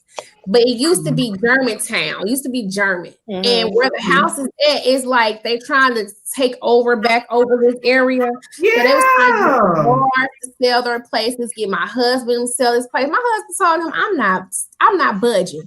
Unless the price is right, I'm not budging. I've been had this house for 15 years. I'm not going nowhere at all. Okay. They kind of like they doing that here too. Like, and my husband was like, no, unless they giving me a amount. So what my husband did, he started buying the lots next to him, the abandoned houses next to the house. Yeah, now that's smart. That's smart. And they were like $1,000, $800, stuff like that. So he started doing that right there. Like, so now, after a while, in a few years, y'all gonna have to come and buy all this from him if y'all want to buy it. Right. I know that's right. Yep. No, that's right. Yep. Yes, that is smart. That is real smart, girl. Yeah, they trying to do this, and it's like they trying to our downtown area and our city area is like majority black, but they trying to push the blacks back to the county so they can move back to the downtown area. Yeah, but exactly what they doing in Austin. Yeah, they trying to move up. So they must be doing that everywhere. Oh yeah, they're doing that here in Austin. They trying to move the lower class black people out to the Manor, the Beulah area. Yes. That's like some of these places that they're trying to gentrify. It's so funny because they'll have like 3-bedroom apartments that are $300,000 and they're really not worth crap. Like you understand, just so that people can live in the area, and then they try to buy the people that already live in these buildings out for way less than the $300,000 that you're trying to sell this fake condo or whatever you want to call it now. Yeah, they're giving them like $50,000. And $50,000 ain't even enough. Okay. It's not even close to But people, you need can't to live start off of doing that. though, you can start buying lots. Like if you got lots in your area, lots are like $1,000. It's no house on there. I didn't think about that. All you gotta do is just keep the grass cut on the lot. And when it's time for them to like, if they want to get ready to build on that area, yeah, that's a good idea, sis. That is hard. I don't care how many people you put that in anybody's name. Like we got lots everywhere. We got lots too. When our hardest issue was dumping the garbage. That's it. Like Sunshine, you gave me some game, girl. I'm gonna talk with my husband about that. That is right. That's how my husband think, because like he own his own business, his brother own it. So my husband, he own his own business. He won't work for no one. But his brother, they own their own business, but they also work a company job too. But my husband, he's different. I'm working for myself. Ain't nobody gonna tell me what to do. He just I know that's right. Yes, sir. Yes, sir. But it's like you just have to like really go to them town hall meetings. Like people in the community need to go to the town hall meetings in their community. Like they be doing some slick ass shit. Because you're not at that town hall meeting, you don't know what's going on. You do not know what's going on at all. So I advise anybody start buying them empty lots that's $1,000, $500. Just start buying or buy a property where it needs to be turned down and make it a lot. Because eventually, with they doing everything they doing, they gonna come to you for a nice amount. And I would try to buy up a whole block.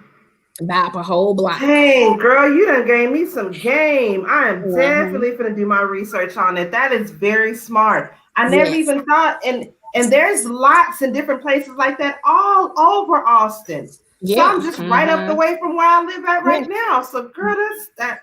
And it doesn't, like, all you gotta do is just keep the grass cut. That's it. That's all you gotta do. People done. That's what Brandy said. That's the only issue. They're gonna come to you to buy that lot eventually. Yep. That's just like with any business. We own, like me and my mom, we own a home healthcare business. And it's like where we're at, it's like it's overpopulated. So we have two offices. We got one office in the county, we got one office out west.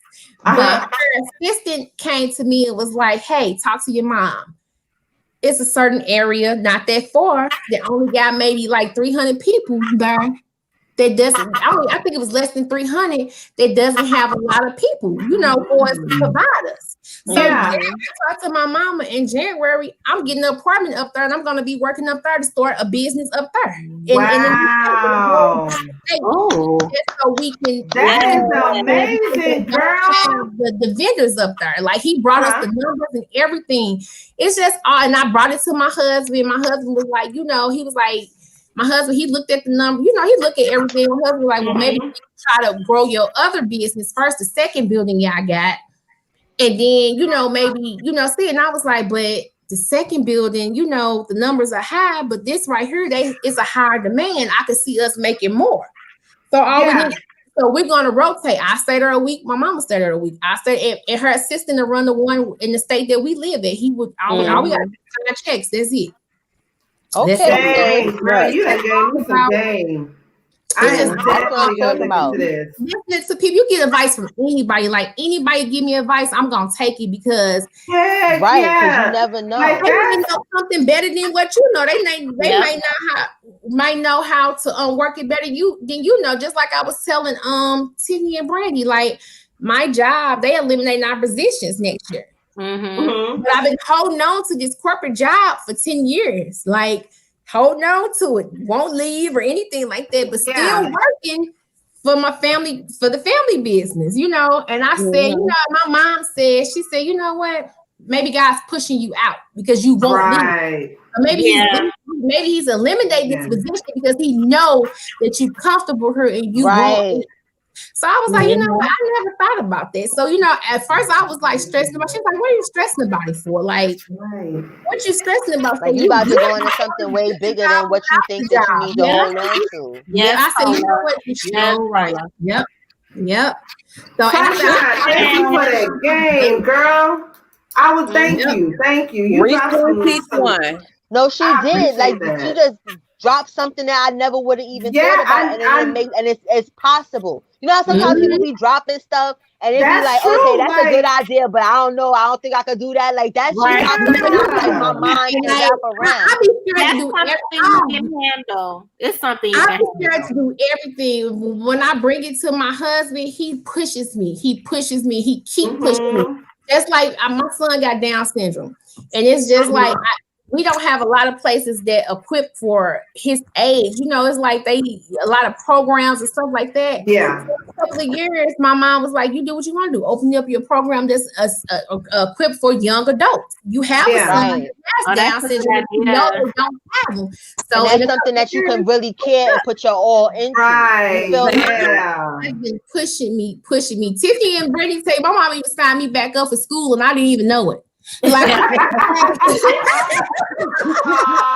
dope. I said she signed me up for classes, and I didn't even know it. So like, I been taking the classes that she signed me but up for. But sometimes you need that. That's what I need. I need somebody sometimes to just take the wheel and just do it. And then I ain't got no choice to do it because I got that type of personality that I don't like to look stupid. So even if I don't want to do it and you already did it for me, I'm still gonna show up because I don't want to look like a jackass. Right. So it's still gonna happen. I don't like I want somebody to start it for me. That's the type of person. Start it for me. Yeah, that's right. Yeah, I can be like that too. I can be like that too. Yeah, you're right. I can finish it, but it's like my husband is pushing me to start stuff on my own. And then it's like he kind of like when I be like, well, I don't know. He was like, you got something to do. You need to be doing this. You need to be doing. I be like, shut up. That's a blessing. You got your king motivating you. That's shout a out blessing. To your husband. Shout out to bro. That is what's up. That is a blessing, girl. And I always say you can. That's where it starts from. You're right. It's 42 for their mom and daddy. You can start an LLC doing anything. That's a whole practice, exactly. And a lot of people, and it doesn't even cost that much. Like you understand, like it's simple. Ooh, and it's yeah, you're right. It said it make you not owe on taxes. I don't care what the LLC is, as long as it's something that where you can write as a tax off its benefit. Really? I'm learning more about LLCs too. Yeah, I appreciate y'all for that game, man. I really do, because I was looking into. I've always wanted to. I mean, just it's in general. I want something that's mine, that I own, my own piece of land, and something that can be a legacy that I can leave to my son and my grandkids and all that. So, man, I appreciate that game. You dropped some knowledge, and I didn't even know I was looking for it. I'm serious. Y'all should read the book, The Big League of Crazy, and stop wanting to clip on Just Jump. That's. I'm gonna have to look that up, Tina. Yeah, I'm gonna have to. Is it on Amazon where I can order it and have it shipped, or is it on Kindle? Like, where is it at? I know, because every year my New Year's resolution is to stop procrastinating. Yeah, girl, who never happened? By January 5th. No, I don't like starting anything. Yeah, my mom was my mom always been a stay-at-home mom. She started her business like 4 years ago for me. Like she was like, and she just came to me. She was like, I started this business for you. Wow, I'm here working full time, and you just out here just doing nothing. I was like, all right.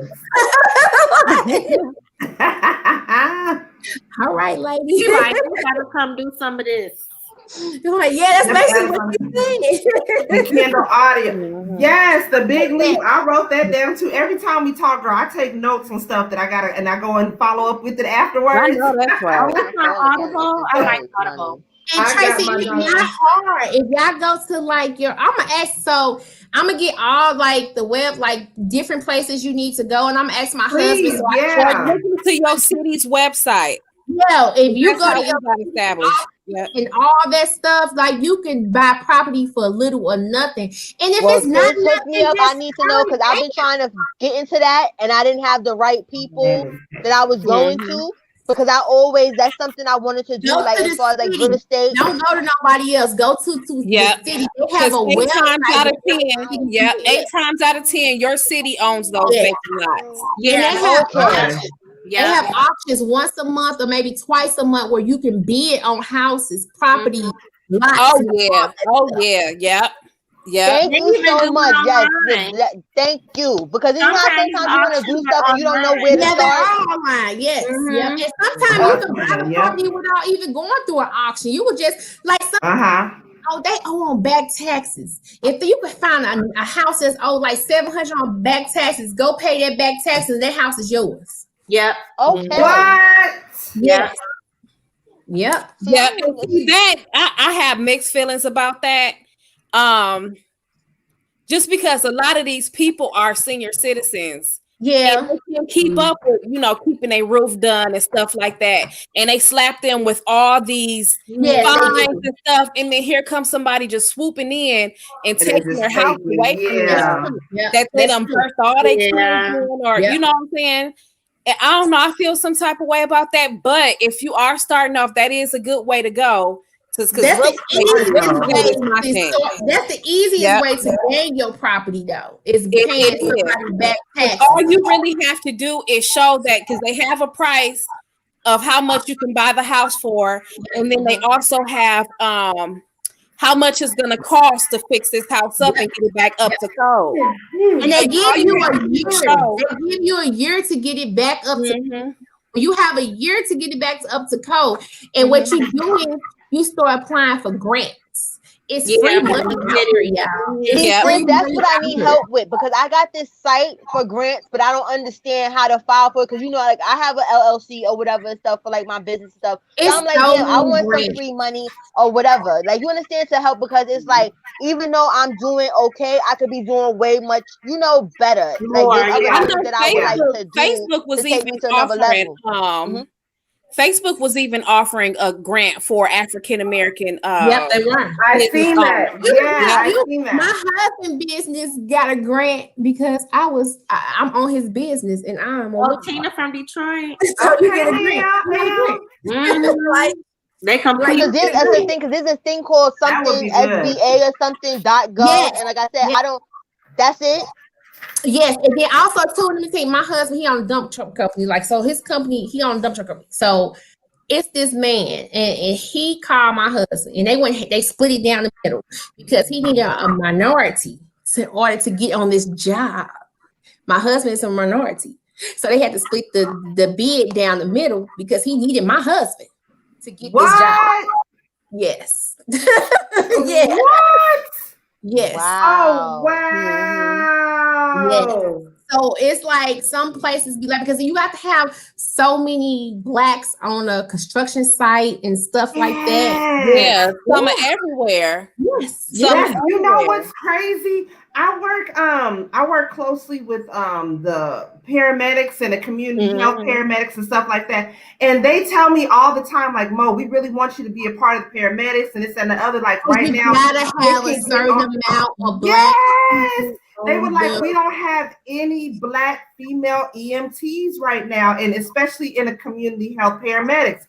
You can get on like it's nothing right now because you black. And I'm like, what you mean? They were like, you meet the minority. The state came into our job. They asked them, this was a couple years ago. This maybe like, it was me and maybe one other girl, maybe 3 people, black people. They asked them, they said, how come you only got 3 black people in upper management? My company restructured the whole business. Girl. What? Because they were questioned by the state why they didn't have why they only have so many black people. Yes. That's why felons shouldn't be discouraged applying for no, never. Our companies are looking for them because they get that tax write-off. Yes, yep. And anything is great. I didn't even know we was going to get onto this stuff. We are tax write-off for a business because we're minorities. We are a tax write-off. Yeah. Automatically. Yep. Wow. Okay. So this kid got more power than what I thought. Okay. That's why I say that if we stick together, we can take over the world. But our people got to come together as one and not fight about who got this or who did this or who did that. It don't matter. Let's take over the world and then we worry about the other stuff later. Absolutely. We cannot do this because you know why? It's still in our brain from long before us to be against each other. And you got a lot of people who have broken hearts for whatever reason. You know, they upbringing, things that have happened to them. A lot of stuff got to do with your upbringing too. They're just angry all the time, and they can't see past that to embrace their own, let alone other and that's good, Tracy. My dad does the same thing though. Even though they still on drugs and everything, my dad still hired them. He's still hired them. Like, I feel like that one thing could be the thing to change their whole thing, because they're used to the world looking down on them. So that one person that give a damn and feel like they can do it, a lot of times you don't want to let that person down. Like, you'll go above and beyond to not make that person look at you any type of way. So I have family members who are felons. One that just recently got out, he did 8 years in prison, and that his conviction does not define who he is as a man, as a person, none of that. And I would hate for the world to discriminate against him just based on weed or drugs or whatever. You don't know what people got to do what they got to do for you. Got people with felons. The whole point they say the point of jail is to reform people. But if you don't give them a chance to show that jail did anything, like you understand, they want to shut people out. Like, yo, you a felon, you can't work here. But I thought I went to jail to change according to y'all government. So let me show you I changed. When you get out of jail, you start your own business. That's what you do. You start your own. You find something that you can do. You start your own LLC. You work for yourself. That's right. That's very right. You got to worry about that stuff. That's what one of my homeboys did. He got a construction thing or whatever. Like, they moved stuff out of like the junk move or whatever. That's what he did because he couldn't find a job. So he made his own. And then you got to think about different people that are in prison for crimes that they didn't commit. Like, y'all, I think I said this before. Like, what was that? The Central Park 5? I still ain't watched that movie, y'all. Yeah, and MoMo, it's a good movie, but it's gonna make you cry. I'm just letting you know that movie. It's gonna make you cry. I can't watch it. I cannot watch that movie. I won't. Just because. Like, Sunshine, my son has special needs too. My son has Asperger's. And, although none of those men had any sort of special needs, it's just, that could have been my child. Like, you know what I'm saying? Like, just being a kid, and then one day it's 30 years later, and they come in from hard jail. And the stuff, like, it will make you cry. Because the stuff that Corby Wise had to go through, oh my God! It made me literally cry. Movies don't. That made me cry. The stuff that he had to go through, them stabbing him, all type of stuff, and he is just a regular kid. And I think he might have had a little bit of mental stuff too. I don't know, because the actor, the way they played it, it just was so hurtful. Like, damn, this person was just going to go chill at the park, and 30 years later or whatever and stuff, they're a grown man, coming home and they lost all their childhood. Or their childhood because a person wanted to keep their job. And they lied. And I don't care how much money they gave them, that still do not give them the people they lost that they never got to see, that died and gone on, to wherever. What about the trauma they experienced? The things that happened to them that they do not talk about that happened to them. We don't know what happened to them.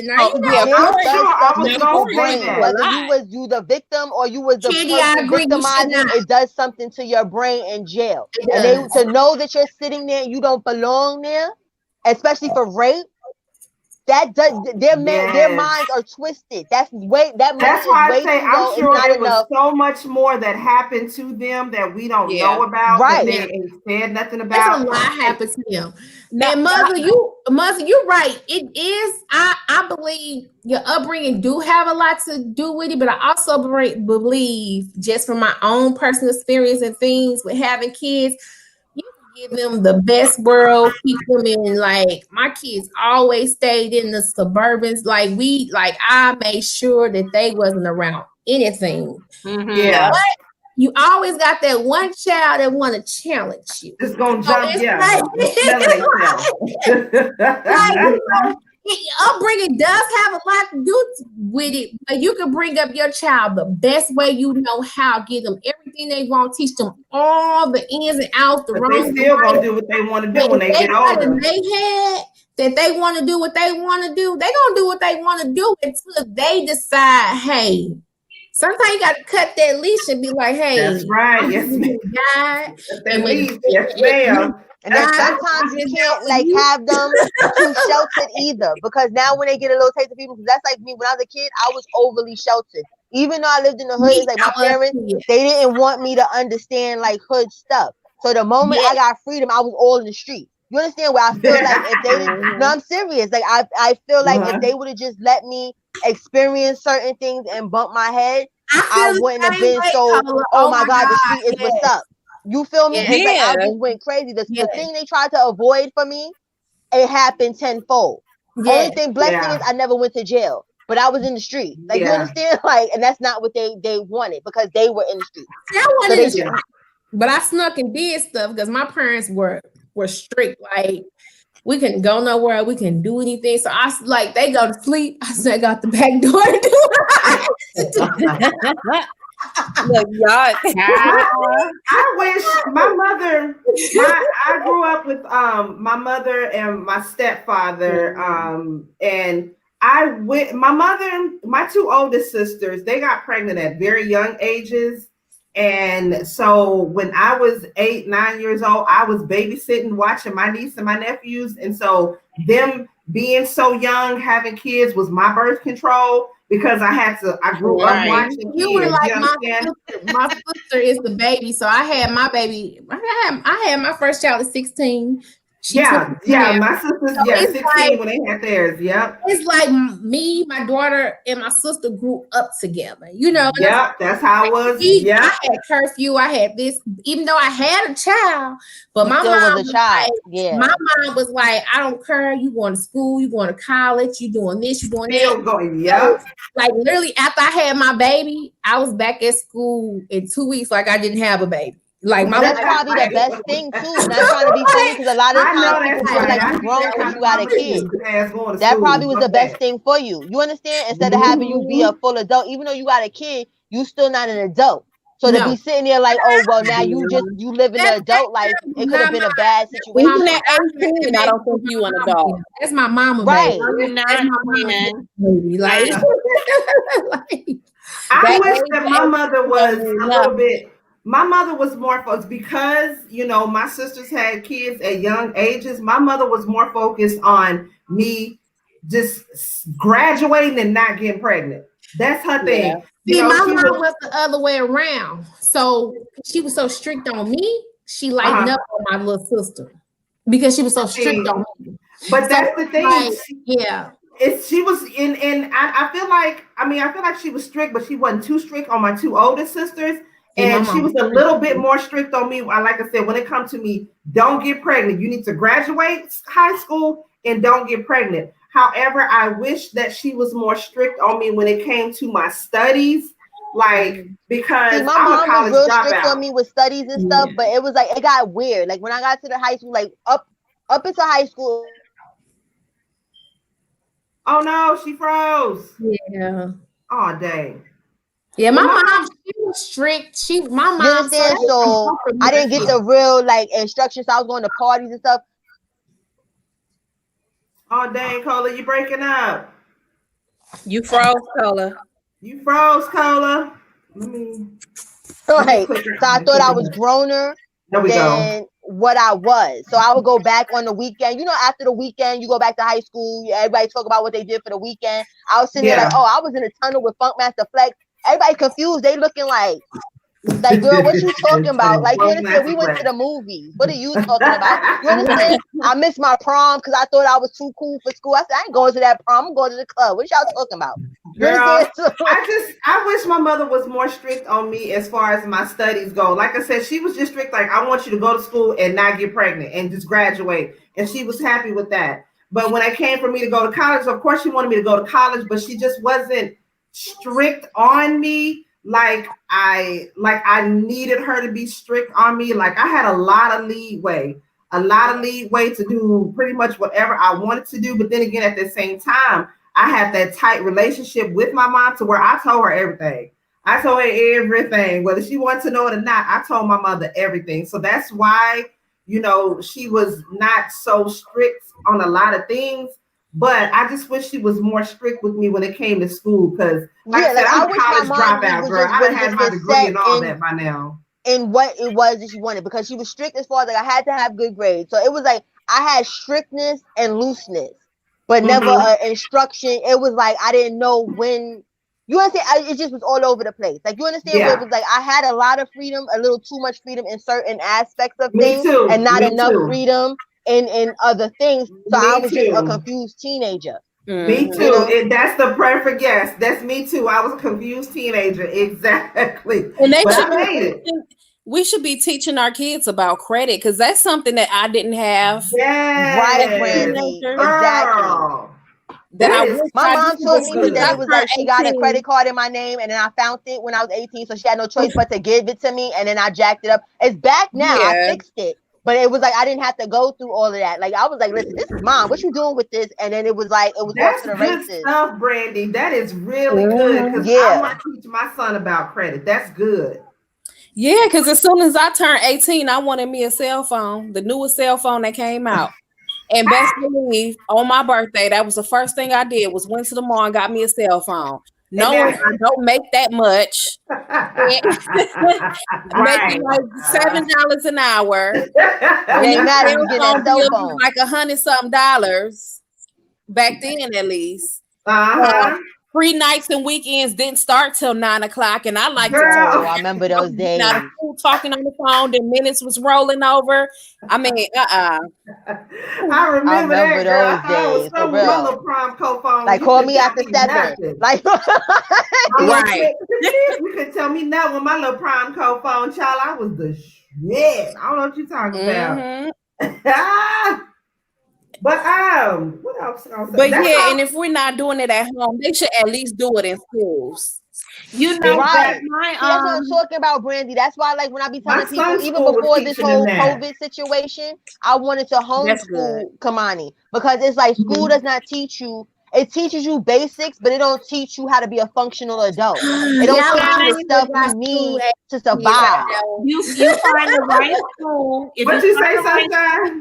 Y'all all still got school age kids. I don't. If you find the right Sunshine, like, that's above my head now. Like, you gotta find the right school too. My oldest son has Asperger's too, MoMo.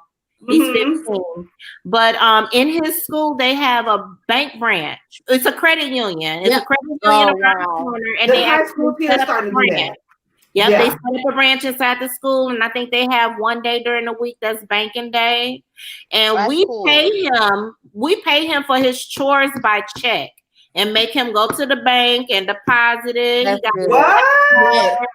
He got savings. We make him divide it up. We fuss with him because he want to blow it. And we have conversations like, look, you know, you might want to spend some money on this, but you also want this later, and you might want to put that money to the side and save it. Smart, It was the other way around for us. Like, my son, when he turned 18, he be 19 next month. When he turned 18, he started getting a Social Security check because he was legally grown. So he just checked every month or whatever. It's his money, you know. You gotta do some stuff, whatever, because the government watches stuff. You know, they want you to pay bills and all that stuff. But he don't like spend his money. That's good though. Your money. He want to save his money. That's how my son is. He want to spend my money, want to save his money. I'm like, Negro, that's not how it works. Spend your money. I'll be like, boy, ain't buying your girlfriend nothing. He'd be like, use your credit card. No, you use your debit card. Like, you buy her you got no debit card. You go buy her a gift. Like, she ain't my girlfriend. Exactly. Like, no, that's your girlfriend. Like, man. How much do y'all pay y'all kids in chores? Well, when my kids were little, When my kids were little, I ain't gonna be honest with you. They like my daughter. They just had my debit card. They just bought what they wanted. Like, we don't have it rain up in the 7-Eleven shoes. Like, she had like literally like she had one of my ex. I had 2 debit cards, and she would have one, and she would just go online and order what they want. You know, like I would buy everything. No, I have. You know what? My daughter is very, very mature, and I think because she was raised with me and my sister, you know, because I had her so early. So it's like my mom helped me raise her, you know. So it's like she's very be respectful. Most 22-year-olds are like out here wild now. The most I have with her is like messing up her first credit card. That's what I fuss with her. Like, that's good. That's good. That's minor to the thing that be happening in this world. So you're doing good. She just enrolled back in college. Graduated, back in college. You know, college babies. Yeah, yes. Like, that's a blessing. Like, it is. She is so mature. Like, she doesn't call and ask for money. Like, she doesn't call and ask for anything. She didn't even have a graduation this year. She like because everything was going on, and it was her college graduation. They kept counseling. You would think first she was upset, and then she was like, "You know what, Mom? I'm not gonna be upset." You know, she was like, "You know, it is what it is." She was like, "I still got my, you know, my diploma. You know, my college diploma. So, you know, I'm okay." That's a blessing. Like if I could clone 10 of her, I would. I know that's right. She's like the best daughter ever. Like she doesn't like literally. She like if she called for something, it's just because you know. And that's a fact, Candy. Because Candy's kids don't be playing. They want the outfits and all the colors. Now, if I gave my son, the middle child, if I gave him a debit card, I would be homeless. I would be broke. It would be like that's what I said. Each kid, Candy's kids don't be playing. People say you love all your kids, but you love all your kids different. Like you cannot love all your kids the same.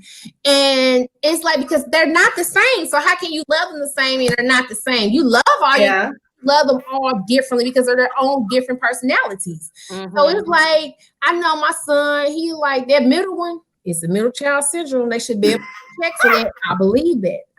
I'm a middle child. Ain't nothing wrong with us middle child. Yes, it is. I'm a baby. My husband is a middle child. There's something wrong with y'all. My son is a middle child. We just gotta make our presence known. Let y'all know we in the house. Don't forget about us. Yes, but y'all, we know y'all in the house. Y'all don't have to do stuff to let us know you in the house. We know y'all in the house, but it is such thing. We already know. I'm a middle child and I love it. I give the older ones hell and I boss the younger ones around. Like my daughter called me. She said, "Mama, do I buy my brother something for Christmas?" I said, "Why you ask me this?" What? Yes. I was like, "He don't never buy us nothing for Christmas, but everybody buy him all the I was like, yes, it's good to get the little one, the last one, exactly. You get all the presents, you get all of the shine. That's the little kid. Yeah, see, baby sis ain't in here. Baby sis already know. Baby sis, when I tell you she had it made growing up. A problem child too. He's a middle child. That's why I click so good with Mizzle. That's why I call Mizzle my YouTube nephew. I clicks with that one right there. That is my doggone boo. Middle child kids or something else. Like they need the blues. Like yes, we do. Goddamn it. Yes, look, I don't want to speak too soon, but mine is a sweetheart. my middle child is like as I tell you. How old is your middle child? You can have a baby. There's always one. Always one. I don't know about mine. I don't know about mine yet. I'm still trying to figure that out. Yeah. So mine, we just gotta let y'all know we're in the house. But that and that baby, they are angels. They like God sent. Like that's That's right. That middle one makes me like, I just have to sit in my car some days and just pray. I'll be like, God, give me the strength to not go in here and wring his neck because he knows that he should not have did what he's did. That's funny to me. I'm a middle child, so it's funny to me. I love to hear these stories because I already know. I'm a baby, but I guess I'm supposed to be the middle child the way y'all talking about because my sister is the middle child and she was a little goody two shoes from the stories that I heard. Like my mother could look at her and she would start crying. I'm the if factor. Like my brother was super bad.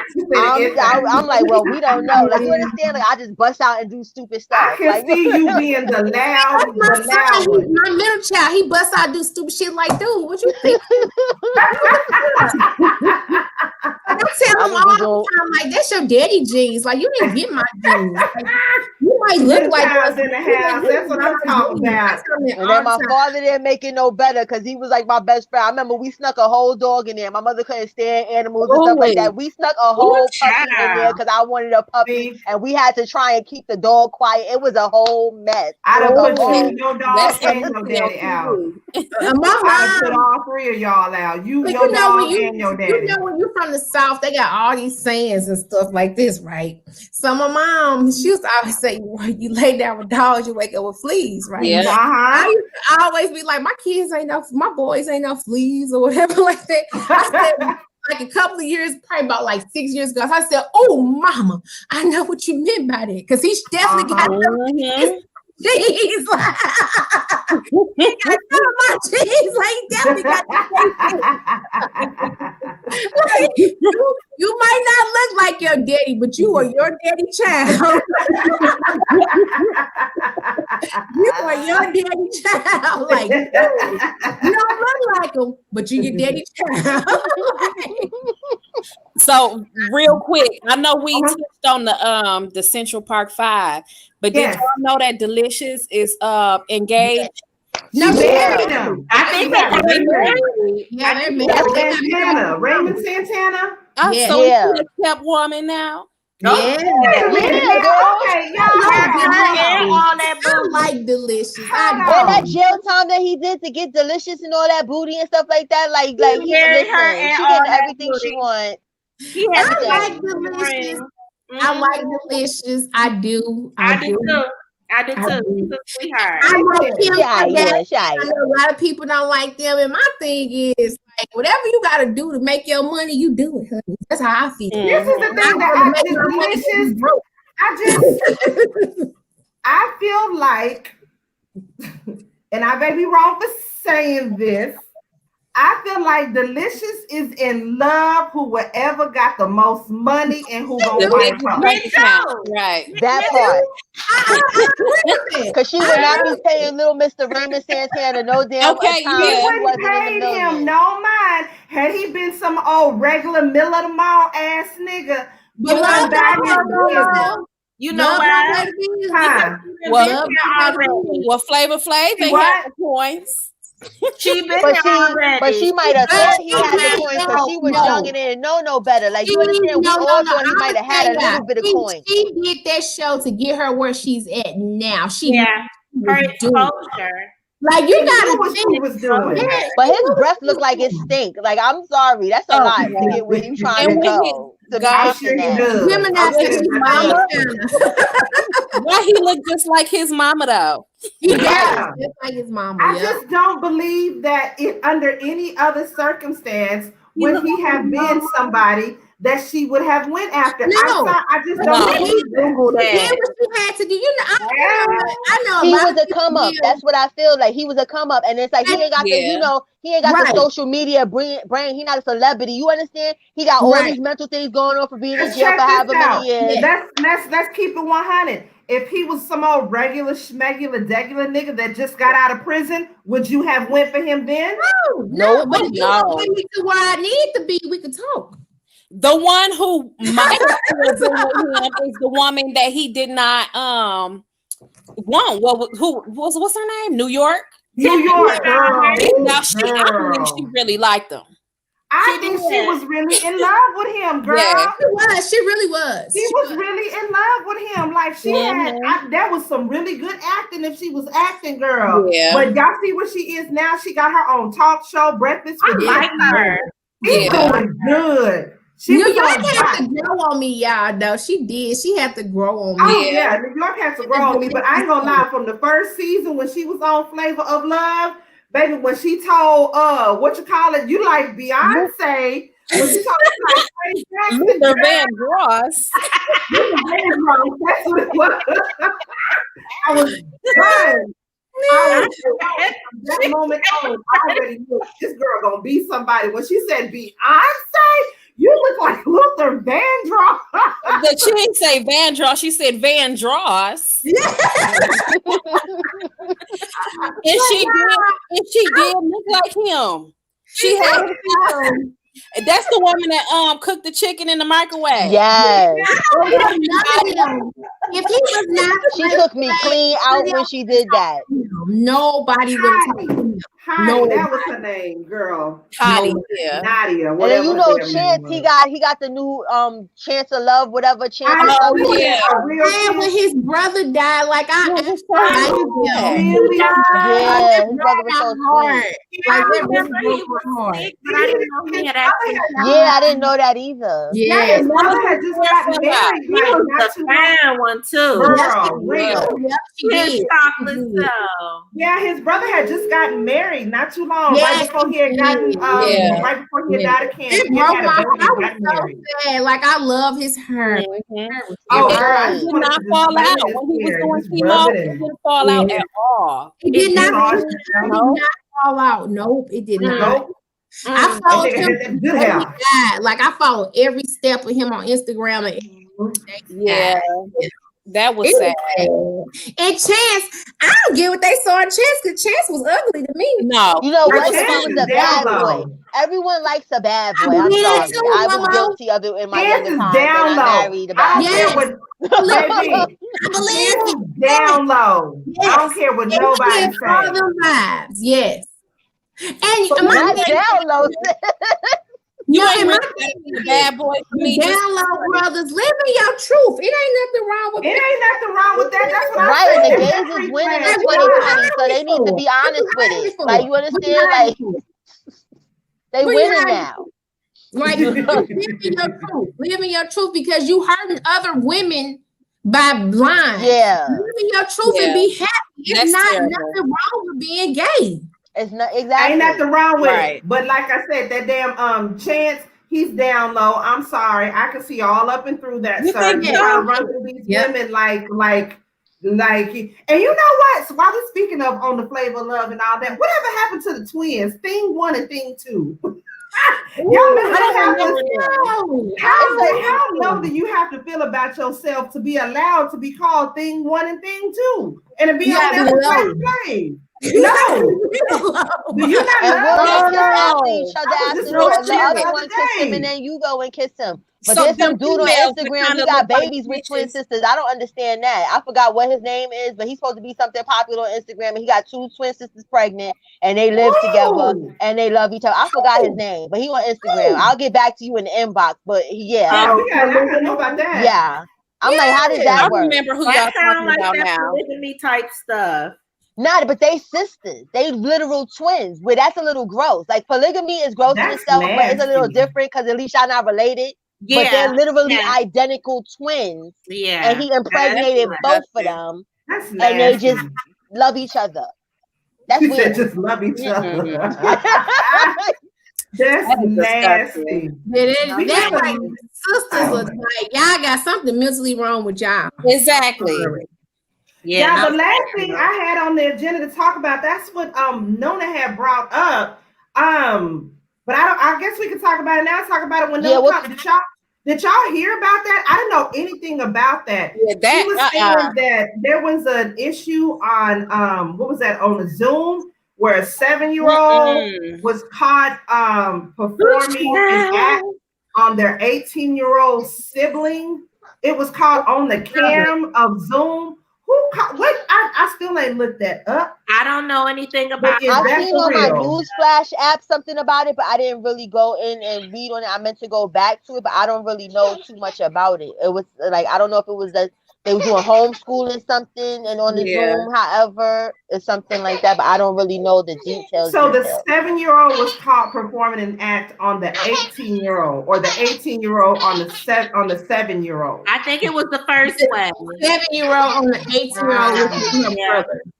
Yeah. Where's the mama and daddy while all of that is going on? Yeah, at work. Weren't trusting the 18-year-old to take care of his little brother. Yeah, because you wouldn't think that your 18-year-old child would do something like that. It was a girl. The parents probably was at work or whatever. You would never think that. Even though it happens, you wouldn't want to think your child is a pedo. Yeah. You feel me? Or that other child got violated. You got one that might be a pedo, and the other one that been violated. Like, that'll put me in a grave. I probably would just drop dead. Girl, that'll be the day I disown mine. Yeah, I think I would. You know what that reminds me of? Y'all remember that story about that mother who she had tortured 2 of her children for like 2 or 3 days because they had violated the younger one? He's in jail. He's in jail. Y'all know. I hope the serious. But y'all know what I'm talking about. It was a mother, and she does not regret it whatsoever. It was the older son and the older daughter. They were torturing and abusing the younger sibling. It was a little boy. I want to say he was like 4 or 5. They were like defecating and urinating on him, on the younger one, the 4-year-old. They were making the 4-year-old perform acts on them. Oh, yeah, they would in the middle of the night, if the younger sibling didn't want to do this act, they would urinate on him. And so the mother was thinking that this whole time that the younger one was urinating on himself while he was sleeping and was giving him whoopings. And I think she had ended up somehow or another, the younger sibling had ended up telling her, like, this is what, the sister was doing to him. And so the mother, like, she ended tortured and murdered them over the span of like 2 days. The older sister, I want to say, after she had, took her life, she had put her in a freezer and left her in the freezer for like 2 days. Oh, wait, that was and then we're talking about. Oh, yeah, wow. And then so the CPS, the aunt was a CPS worker. They was looking for them kids. Them kids was in the freezer for a year. Well, at least for real. But the aunt was looking. The aunt was a CPS worker, and I think it was like not the mother's sister, but I think it was like the sister of one of the kids' fathers. She was looking for the kids. She ended up going to the house and making her way in, but they didn't find those kids. The reason they found those kids is because I believe she got evicted, and they got a hold of that deep freezer, and she made the other kids put that baby in the freezer. Yeah, but she was saying that in court, the daddy showed up in court. And the mother was in there hollering and screaming. Yeah, and I had mixed feelings about this because she was cussing and acting the fool. Because she said, "Where was y'all niggas at when I was telling y'all that these kids were too much for me to take care of?" I seen that. I think it was 3-5. That's her. Yeah. Oh my God. Yeah. Was she light skinned? It was terrible. Yeah, she was light skinned, heavy set. She had real short hair. I heard about that. I seen that the footage on YouTube, the court footage. That was so sad. Yeah, I was watching that all the time. No, she doesn't regret it. Because she Well, she said she got some mental stuff going on. Not trying to be funny, like she's mentally something something is not right. And to not to pass it, but she's not take a life. I didn't know if you could take a life, years. Oh my God, life and not feel nothing. You gotta have a mental issue. Yeah, absolutely. Yeah, most definitely. Yeah, you gotta have especially your own child. Like, come on now, girl. Oh my God, I have to. And your child, you at that point. What happened with the baby? What happened with the 4-year-old? I think the 4-year-old is like ended up in CPS custody or something like that. But Yeah, because she's gone, and then 2 older siblings are gone. I want to say, I don't, if they're not in CPS custody, then they're with the father. But I don't know what happened. I stopped following this story after, because I was pissed because I had the mixed feelings. I was really upset with the mother, but I was mad as hell at those fathers because the fathers as well. Yes. I'm not trying to be funny. Yeah. Like they had to know that she wasn't all the way up there. Some dudes have babies with people and know that they're not fit parents. Well, they just be like, well, whatever, and just let it go. Like you should have been checking on them kids. They had been in the freezer for at least a year. Wow. I think it was more, but I believe it was about a year. When was the last time you seen your child? Thank you. Thank you. Right. Exactly. I'm mad at grandma. I'm mad at auntie. I'm mad at cousins and uncles. All of them. Mm-hmm. They all because that level of abuse that was going on, you can't hide that. You can't hide that. I'm pretty sure people seen bruises. People, even if they didn't see the bruises, because they couldn't. Kids, when they're abused, they act a certain way. You understand? There's always telltale signs of a child being abused. I don't care what nobody's talking about. So you're right, Tiffany. Where it was like, where's this family? Everybody wrong. Everybody wrong. That is. They didn't show up for school. Right, the school too. Everybody. Yes. And you know what's crazy with CPS? Because CPS will come and try to mess with people that are good parents, but you be having stuff like this going on. Shit like and that they going know on. where to be found. All these dead kids be popping up and stuff. You like how all these dead kids is popping up, but you messing with people that really give a damn about their kids. Yeah. Where was your antennas then? Yeah. Right. Okay. What was your antennas when they wasn't treating these babies right around here? Right. That part. Oh, that's wow. sad. That's so sad. But Nuna gonna have to give us some more detail about that. We'll have to pick this up next week. Like, we're gonna have to pick up on that next week, and then I want to talk some more about the land and the lots and the ownership and all that. That was some good stuff right there. Yeah. So Sunshine, you're gonna have to come back and load it, baby. We're gonna be leaving I'll get that information from my husband. Yep. Yes. Was there anything else that you ladies had to hit on tonight? Because that's what I had. No. I think that's about it. I think I talked about this in our live. Did y'all see that American Family documentary on Netflix with the man that killed his wife and his 2 kids? No, I didn't watch that. Chris, no, I didn't see that. What was the man's name? Yeah, that was his name was Chris Watt. I heard about that. It was 2 little girls. Mm-hmm. Yeah, 2 little girls. And if y'all haven't watched, please watch on Netflix about Donald Trump, because it gives you a better insight of this child's growing up. He ain't got no emotions and no feelings and stuff. Like this little childhood friend. 45, y'all. 45. We gotta say 45. 45. 45. We gotta say 45. Classic narcissist. Like he's so classic narcissist. Yes. Look him up in a dictionary would be his face. So he's not. He doesn't have any empathy. He can't sympathize with people. He's our generation Hitler. He's our generation Hitler. His father made them sit there and call themselves killers and kings. That says a lot. That you are killers, you are kings. So that means you just do anything. Like you were there or whatever and stuff. Like it was scary. I'm like, oh my God, this man is our president. Oh my God, he's our Hitler. Is your president, child? He's our generation Hitler. Do you know how they say history repeats itself? He's the repeater Hitler. That's what he is. Your president. Very much so. Sunshine, I'm trying not to believe what you had said earlier about him being elected again.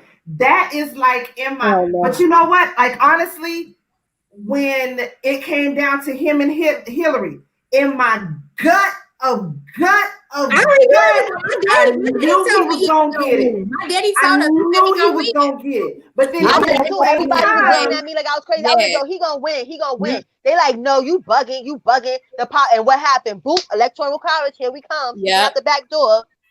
And it took a long time to bet money with people. The night was all night. Yeah, and I don't like to talk about religion with people, but if you read the Bible and if you know the Bible, everything that's happening is in the Bible. Yeah, like He's the Antichrist. Yeah, like you understand, like step by step, everything. Like yep, you are not lying. You are not lying. Everything. It's everything has already been written for us. That's the whole thing. And he's exactly the narrative of what was written. So it had to be what it is. So now we need to see what happened next after the Antichrist. This Rona is in the Bible.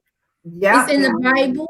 Like if you like, my family from the South, so you know it's like the Bible is like we went to church. I don't care how.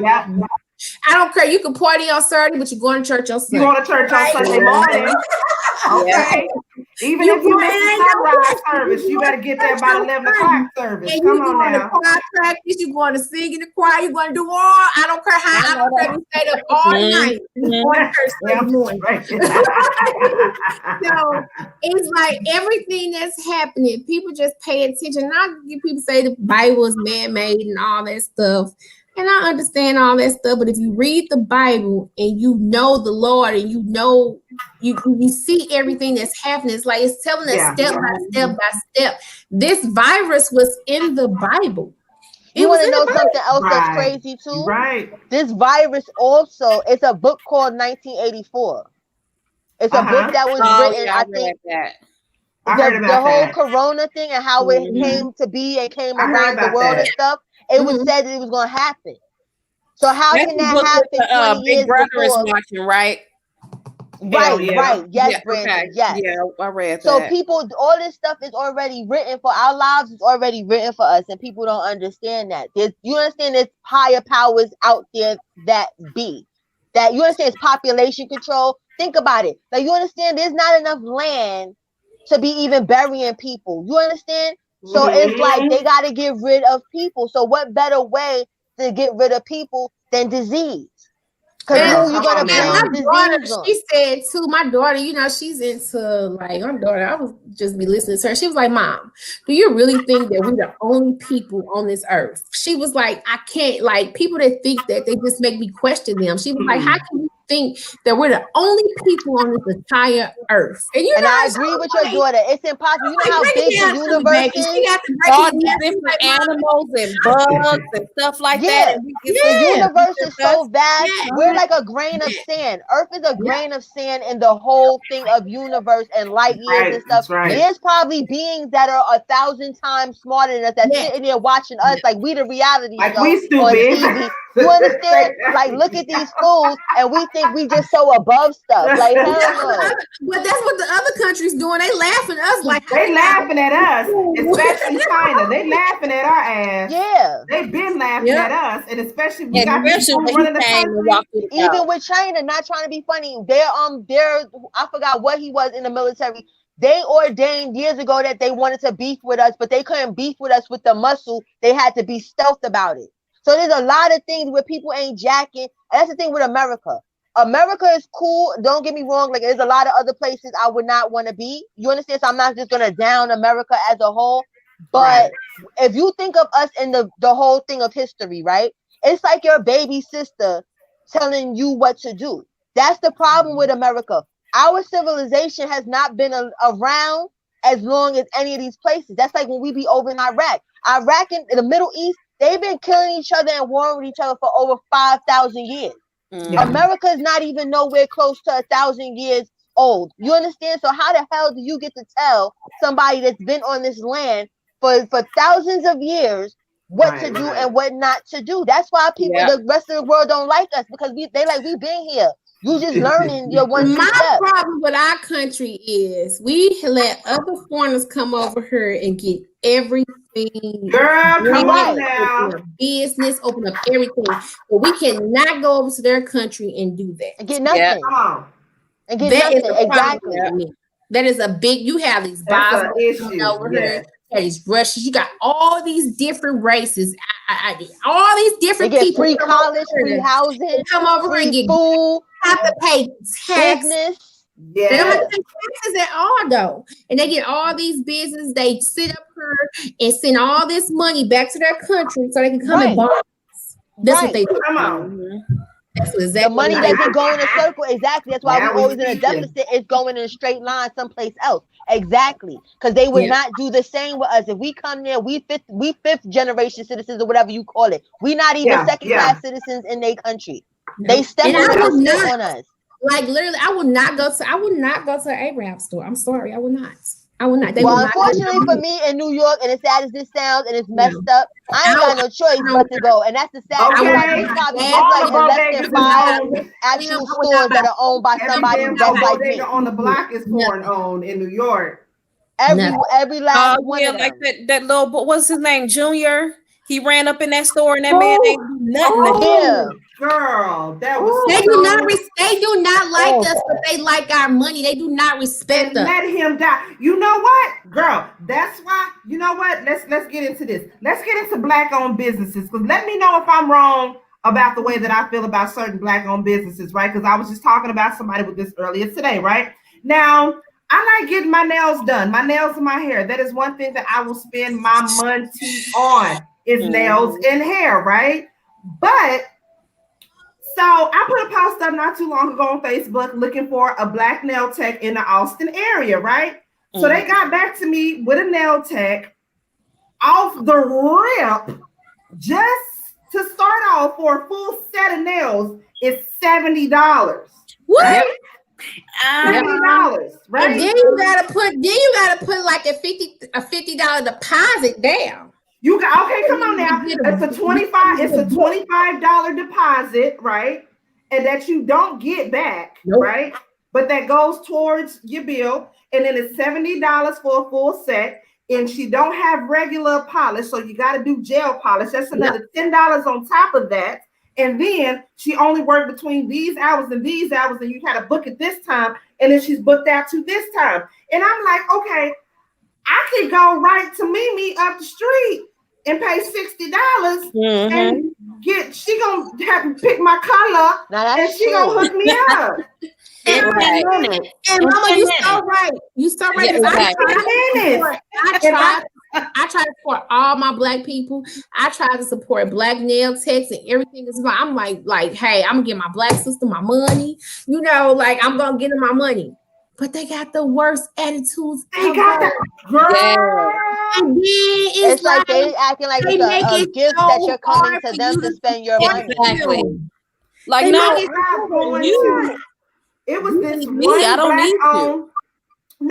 this one black-owned hair company that sold bundles here in Austin, Texas, which they end up closing down. Their name was Bougie Hair Company. I'll say it. Bougie Hair Company was the name of it, right? Now they advertise on the website that they have hair in store. Come in today, shop now. We got deep wave, body wave, loose wave, bone straight, lace front closure, all of that, right? So I booked an appointment to go get my hair done on a Saturday. I come in on that Friday because according to your website, you got loose wave, body wave, bone straight, and all of that. I go in there and I'm like, okay, yeah, can I get They do kind of like you owe them. Yes. Girl, I was like, can I get, let me get 3 bundles, 18 inches of this. Oh, we ain't got that. I was like, oh, okay. Attitudes. Nasty. And it's like $30 more. Like I am all for supporting my black people. Don't get me wrong, but you not put it up here and try to scam me either. Like it's like they throwing an extra $30 on it because it's black owned. It's like that's not how it goes. Yes. And then on top of that, it has not have attitude. So when I ask them about the hair, I'm like, okay, it's on your website. Y'all got whoop and yada yada yada. Well, when is your hair appointment? A guy behind the counter. Well, when is your appointment? None of your business. It don't matter when my appointment is. I'm here today, right now, to get this hair. What's the problem? Well, typically some people, you get your hair beforehand, and then before you book your appointment. Exactly. I said, bruh, you know what? I'm fresh off of work, and it's So how you fix so that? How you we're not gonna do You that. become your own vendor. That's what my daughter did. She became her own vendor. She bought a spot for a vendor, and so she orders her hair at a discount price because she has a vendor. Right. I need to start. Well, now I know. Now I'm on the headband wig game because that's the weird thing. I know that's when I was trying to figure out, like when I was younger, like okay, I want to do a business. Like I was really like into hair, so I was trying to sell. I got the little, the link for the hair and stuff like that. People, they don't want to pay what the hell it is. You understand? They feel like because we black, you understand, and it's a black owned whatever and stuff. Like I'm supposed to give you this hair that I done paid like $100 a pack. I'm supposed to give it to you for $25 from slavery. Like that's not how it works. Because you're not going into me store and doing that. No, good and damn well. They went on Alibaba website and they bought it for dirt cheap, and they trying to sell it to you. And they finna sell it to you for $300 when they pay $59 for it on Alibaba. But that's what I'm saying. Like, I want to support my black-owned businesses, but girl, when it came to like the nail thing is what woke me up. Like I said, I put out this little post on Facebook. Oh, girl, I got you, girl. And then I was like, and me and this person, we didn't go back and forth, but Tracy, me too. I do too. All the time. They try to hike up them prices. And it's like, how do you expect to stay in business if somebody else is selling it for cheap? And you already know most people are about saving money. So why would I pay $100 when I can get it for $30? Right, girl. Yeah, example. I understand. I don't mind supporting my black people. I don't. But don't scam me. Don't try to break me. For a perfect example, I've been wanting the doggone headband wig, right? Y'all see them all over social media and everything. I went to the black-owned websites for it for 14 inches, regular hair, starting off at $200. Why? When I go on Amazon and bought that sucker for $80 and it's more inches and more hair. Right. Like, I want to support. And then the good thing about Amazon too, if you didn't like it, you can send that bad boy back. Money and ain't no hassle. Amazon is my best friend. Word. Exactly, Brandy. I love me some Amazon. That's if I don't feel like getting out the house, they are sending me my green peppers. Okay. Yes. It's a one-stop shop. Exactly. But like I was saying, me and this person started kind of going back and forth. And it's like, because she tried to hit me with that one. We as the people, we need to support our black people, this and the other. But I'm like, but baby girl, that's $100 and something just for regular nails. Right. I could go to me. I'm not paying $100 for nails. I'm sorry. My amount is $30. I don't wear nails, so I guess I'm my amount. That's it. But I love Yeah, I just need my regular nail, and I don't even wear fake nails. I wear my real nails, so it's like, no, just give me an overlay. And that's the thing. You get your nails and your feet done, and something else for $100 and your eyebrows waxed. $55 for my nails and my feet. That's what I pay. Off the rip, just for a manicure of your regular nails was $60. Yeah, no, girl is tripping, and then she doing it at her house. And you got to be between these and these and these hours. Yes. I'm like, look here. That's how it was when I tried to support black nail tech. And then she had the nastiest attitude.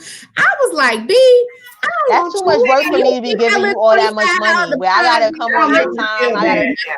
That don't make me feel bad because I was like, I don't know if they're gonna be mad at me, but y'all made me feel so bad because some of these black-owned businesses, I can't support y'all because y'all is doing the absolute most. I want to support my people. I try to support my people. I really do. Yeah, it's still some good ones out there though. I just haven't ran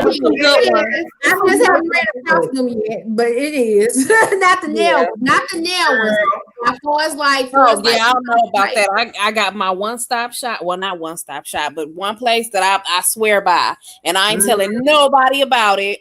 She said that's the plug, baby. You ain't got no. I just try to have black nails. I just feel like if I can give them my money, I can give my black people my money. But I just feel like it's just too much of a hassle. Like, no. Yeah. And then, like you say, some black people, they have an attitude about they have the girl I went to had his attitude ever. Then when I asked my friend, I said, why are you referred me to her. She was like, I'm so sorry. And I got to see everybody on Facebook was complaining about her. Like, she got the nastiest attitude in the world. And I was like, girl. Yeah, if you don't got a good attitude, it's like you shouldn't be interacting with people. Reviews. Check out the reviews. That say a lot.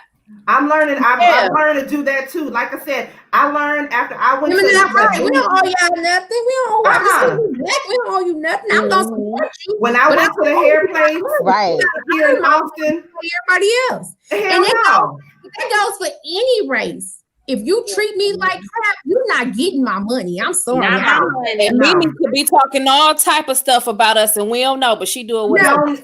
Even know it, girl. Y'all can say my nail tech. I respect my nail tech because they only talk English when I'm in there. Like, that's cool. For years, like if I don't, my nail lady did. Even when everything was shut down, she called to see how we was doing and everything. Oh wow. Like, so it's like I respect her. Like, I don't understand everything she be saying, but I be like, girl, yeah. Just say, girl, whatever you said, girl. Like them African braiding shops too. Oh, girl. I don't want to. They don't like us. I don't think they like us. They don't like us. They don't. That's why everybody be like, oh, go back to Africa. They don't want us over here. Right, Miss 42. You're right, Miss 42. I almost got into it with this African braid place too here in Austin, Texas. It's called 90 Braid Supply. You busted everybody out. Everything. I'm calling them out. It's spelled NONYE. 90 Braid is something, right? Let me tell you. So I go there, right? Because first of all, I called because I was like, y'all got braiders. It was like, yeah, you just come in and you pick what kind of braids you want. I was like, okay, but I can't tell you over the phone, so you can give me a price. And she was like, no, you just come in and we show you and you tell us, we give you a price. So I was like, okay. Yeah. Off the rip, she had an attitude, but I needed my damn hair done. You know what I'm saying? So I'm like, let me just play it cool because I'm on their territory and I don't know what the hell they goddamn saying. So girl, I go there. She spelled it out too. Yes, I said it and I spelled it, calling them out. So girl, I go there and they give me like a paper with like different pictures on it. Basically, it's pictures and all the braids. They got different prices. This link, this price. This link, this price. This link, this price. All that, right? Then I was like, okay, well, basically, you going like to McDonald's, you pick what you want, and that's what the hell you gonna get. Ain't no going around it. So I was like, that already kind of rubbed me the wrong way. Like, damn, okay, I can't get to say, well, I want my part to be none of that. Then it's 4 of them. 2 here, snatching my thoughts out my head. Girl. I couldn't even hurt over here because I was hurting over here. And then I was thinking, and then they was talking and I couldn't understand what they were saying. And I was like, what if they talking shit about me? I have a feeling like they was talking like cash shit about me. I have a feeling that they was. Because then they told me it was like $250 for the damn hair. I was like, $250? This ain't what's on the picture. This ain't on the menu. This not what I chose from what I had to goddamn pay. Then another African chick came in as I was leaving. She told them what kind of braids she wants. I hear them tell her it's going to be $180. Now, my braids was shorter than hers, and she was getting like goddess braids. But I came out paying $250 for regular medium box braids. I said, oh, no, that's it. It was the African chick that I have a lot of Africans that work for me, and what you pay in the African shop is like $24, $15 over there in their country. $24. I believe that. I believe that. Yes. I think what did she say? Yeah. My mama, she goes to Africa like every other month. And I want to say she said $50 was like $200. Yeah. Really? Yeah. The value of money is nothing. Like how the value of money is everything over here. The value of money over there is nothing over there. Like they think she rich over there. Yeah, and a lot of my employees that work for me, like they send like they consider rich over there. Like they own apartment buildings, houses, and everything because they send money back over there and they buy a lot of stuff. So when they come over there, they like the it. Like because they rich to them over there. Like they're rich. Wow. I would love to go to Africa, but I would be so nervous to go because you hear. But it's different, and then what people don't like Africa is big. It is different parts of Africa. It is. And it's just like so. Every part of Africa is different. It's not the same. It's not 100% dirt roads. Like no, it's not. They want to go to the part of Africa that they don't show you.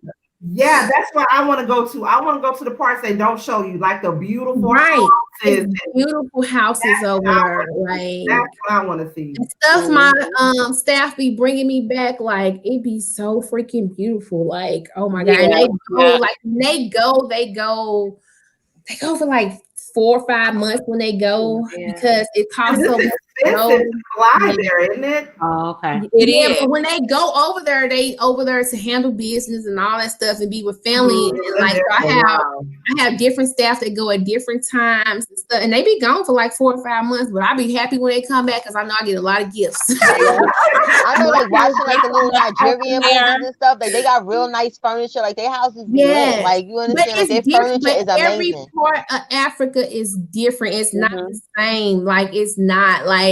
And just talking to them and listening to them and them breaking it down, it makes you look at it different though. It does. Like, because as coming up, you only looked at Africa one type of way. You only saw like that's how you were taught on TVs and all that stuff. But actually getting to know people that stay over there and actually being friends with people that's from there.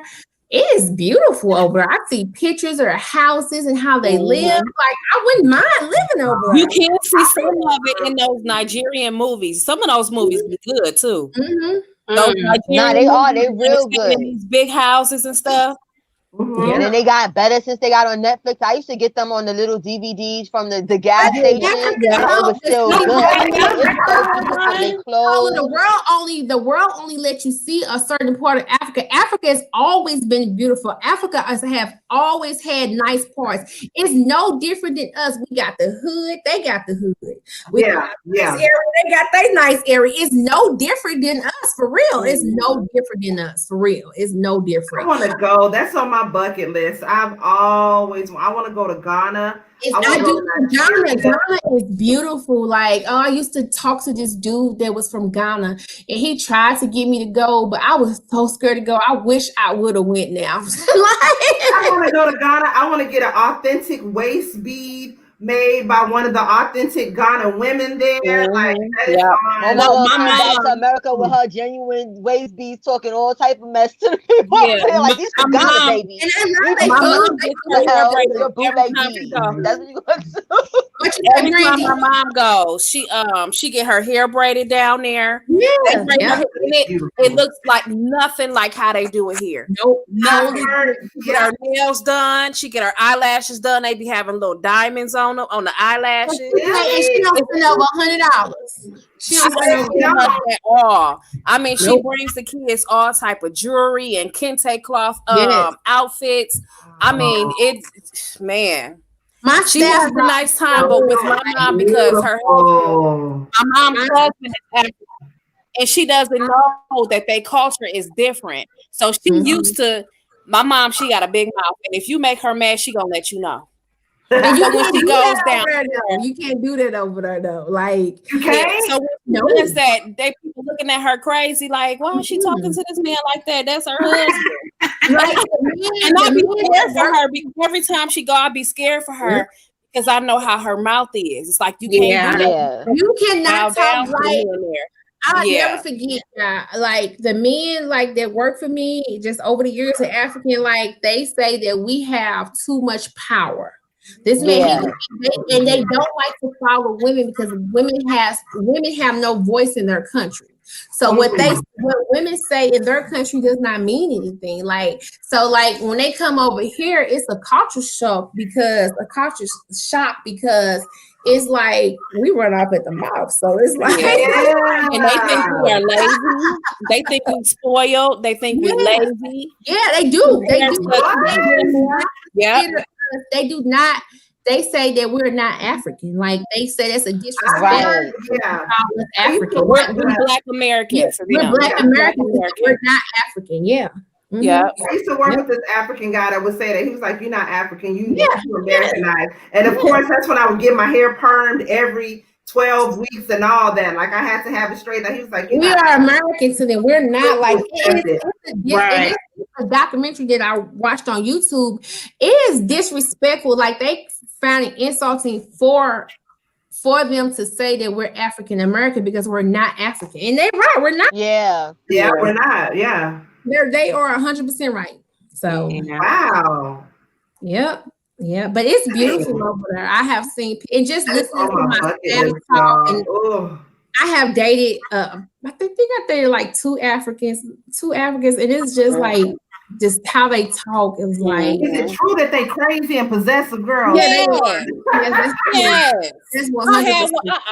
I had one myself, and I think I said it before. That man used to sit outside my house. Yeah, it's 100%. I knew where his car was. He tried to duck it off, but I could see. I want to know. Oh no, this was before I had kids though. And then he gonna tell me to hook him up with somebody. I mean, not hook him up. No, hook his cousin up with somebody.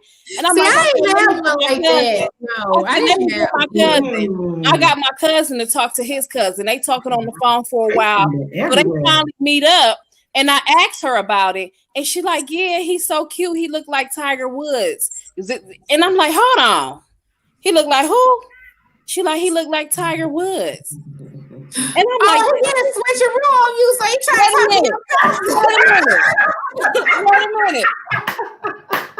Wait a minute.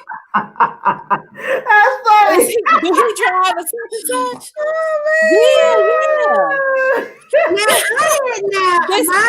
The ones I dated was not like that. They were nice, but you can tell that they like they controlling, but they were trying to like control their control. It's like they have to take the lead. Like you don't have to worry about controlling is a different. You don't have to worry about dated an African. You don't have to worry about spending no money. They will whine and dine. Listen, but they gonna listen. He messed it up for all the Africans. I'm sorry, I know racistness or whatever and stuff because they is way too controlling. Because like when I was younger and I used to rap, right? So he hooked me up. I'm supposed to get a deal, right? So I was supposed to get this deal, but he was like the middleman person. Mind you, I was 16 years old, so I didn't know to handle my business. So he brings the guys over there like, yeah, we want her, because they need a female in the group, right? So he acting like he hooking me up because he's like an in-law or something like that. We ain't talk no business on the back end like you're supposed to be my manager or none of that stuff or whatever. He got mad because they like, oh, they want me with no strings attached. He gonna talk about so I can't even pick her clothes out or nothing, and then just dub my whole situation. I was tight. I'm glad they're not together no more. I'm gonna be famous right now. Was with a Jamaican. Now the Jamaicans, that the experience that you got, Sunshine, from the African, I got from the Jamaican. And baby, they want it for real. They rude. And if you know what I mean, they want it for real. But they love us though. They love America. Now, them Jamaican men, they is hoes. I'm sorry. But they want to be with us. They do. They want to be with us, but they can't handle us though. Like they cannot handle us. They are hoes. A Jamaican broke my heart in high school. He broke my heart into little bitty pieces because I thought that was my little boyfriend, and he was at the party kissing some next bitch. So no, okay. He gonna get his citizenship from somebody. Have any of y'all ever done y'all's lineage to see like what your ancestry is? I want to. I want to do mine so bad. But I know mine is mixed with everything. Like I tell anybody, I'm a mutt. I know I'm a little bit of everything. Yeah, that's what my dad calls us, mutt. It's mixed with everything. Like my mom is half Indian and black, and like my great grandmother was white. Like it's just mixed with everything. Like I want to get mine done because I'm curious to know. I'm very, very curious to know what. Yeah, get them when they're on sale. Because I think the regular price is like $100. Going on sale next month. Next month their store going on sale. They go for like $50. You know, like the middle of November to January, they go on sale. But I never forget because I have my license in nursing. I don't practice anymore, but I still have my license. And I will never forget when I first started nursing. And I swear, it was the funniest thing ever because them old white people They tell you how it is. They do. This man told me, he said, you know you're not dark because your grandmother was raped or something like that. That's what he told me. Like that, we know. I was like, yeah, thank you for that. I already know that. Probably your dad raped her too. Yeah, she probably raped her. Right, exactly. Like, how you gonna talk to me and I'm the one got to give you your medicine and everything? Okay, I gotta. You really want to say that right now? While I'm but they didn't no damn IV, sir. They did not care. Like, I was be like, okay, all right, I know this, honey. Like my great grandma. I worked in I used to work in a private practice before, and I was helping this little white lady. I had drew her blood, girl, and she was one of these ladies that, oh, I have rolling veins, and you're not going to be able to find my vein. So I got a blood work, bam, it wasn't nothing. This woman told me, she said, you're the sweetest little colored girl I've ever. They talk to you. Yes. No, she did. They talk to you. The sweetest little colored girl.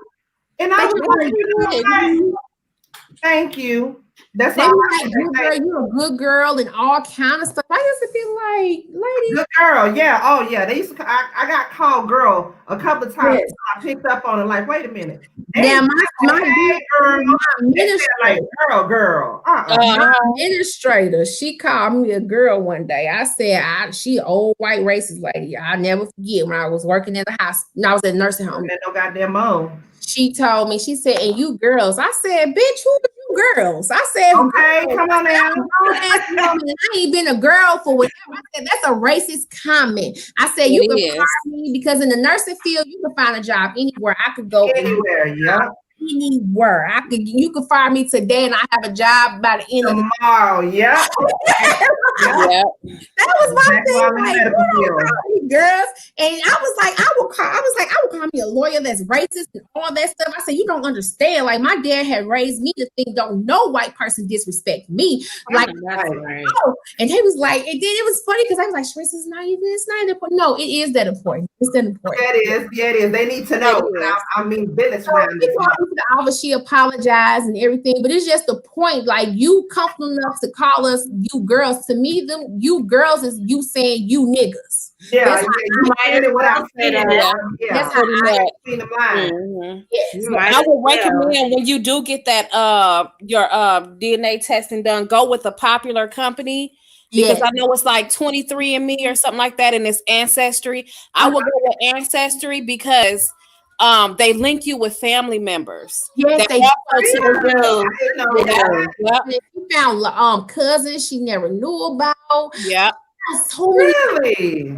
About and they actually connect, and they had like a big old family reunion last year. Like, people she never met in her family that she did not know. Mm-hmm. Yep. Yep. If you got relatives that took that test too. I mean, and not even just in the United States. If you got relatives in Africa, wherever, got that DNA test done, they are going to link y'all. Really? I think one of my cousins did it. Well, he's an in-law.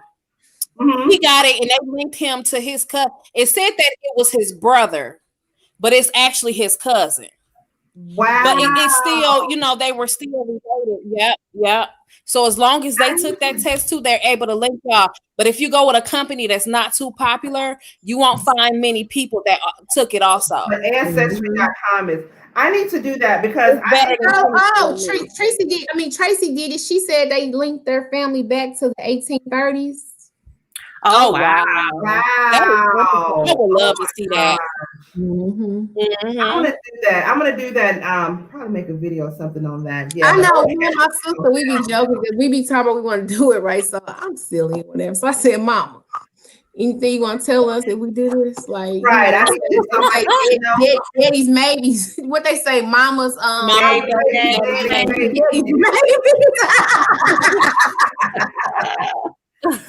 didn't grow up with my biological father. He's from New York, and there was a lot that went on within his family that he doesn't like to talk about, and so therefore I don't know a lot about my dad's side of the family. I just know that they originated out of Richmond, Virginia, and they end up moving to New York and settling in New York, and that's all I know about that family. And that's probably come from the slavery days because New York was, so they left New York to be free, probably. Well, my great grandmother, her name was Edith. We had her funeral was about, 10, 15 years ago. And the house that she lived in was the house that I want to say her parents lived in that they had bought from their owners. And so that's it's family house that's in Richmond right now, but it's old slave house that they end up buying buying the land. And they end up building on that land and building. But it's still in the family. Yeah, it's still in the family. Oh, that is great because a lot of families end up selling their property, which is like horrible. Like, you don't know how hard your ancestors worked and had to slave to buy this property. So yeah. Yeah, and I want to say my dad owns a part of that land as well. So, God, if something were to happen to him, then that land would get passed down to me and my sisters and all that. And I already said, like, if something like, I would not sell that land. I want to know about that. I want to know. I wouldn't either. Know my history, Yes, I would. It's just like my mom. She was raised on the Indian tribe, so it's like, and it's in Mississippi though, but it's like her upbringing was different because her dad and her grandmother raised her. So it's like she was raised different from her other siblings than her other siblings. Even though it's the family, the property is still in the family. Anybody can go build on the land or anything like that. But it's just land that's there right now. I ain't moving to Mississippi. She ain't going back home either. So it's just So that's cool though. That's just cool to know that.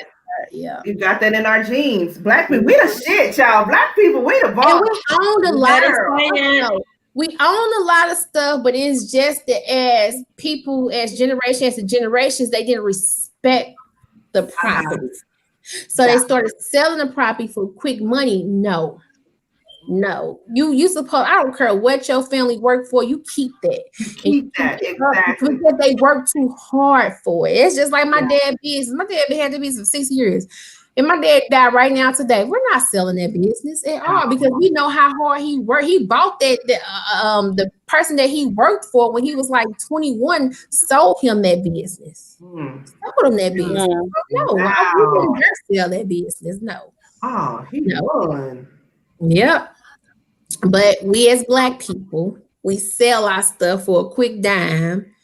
And we should just keep it. And I'm not saying other races do it too, but we are just known to do it more. To me, I don't know about other races. I just know about our race. Exactly. Right. So it's generational wealth. We need generational wealth. We do.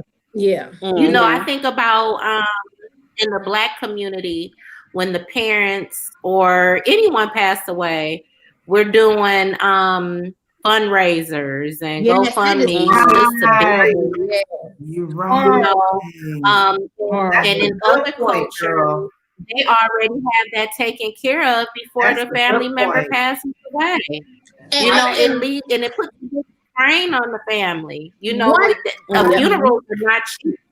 One thing my auntie taught me, one of my aunties, she said, because I got boys, and she had all boys until she had my little cousin.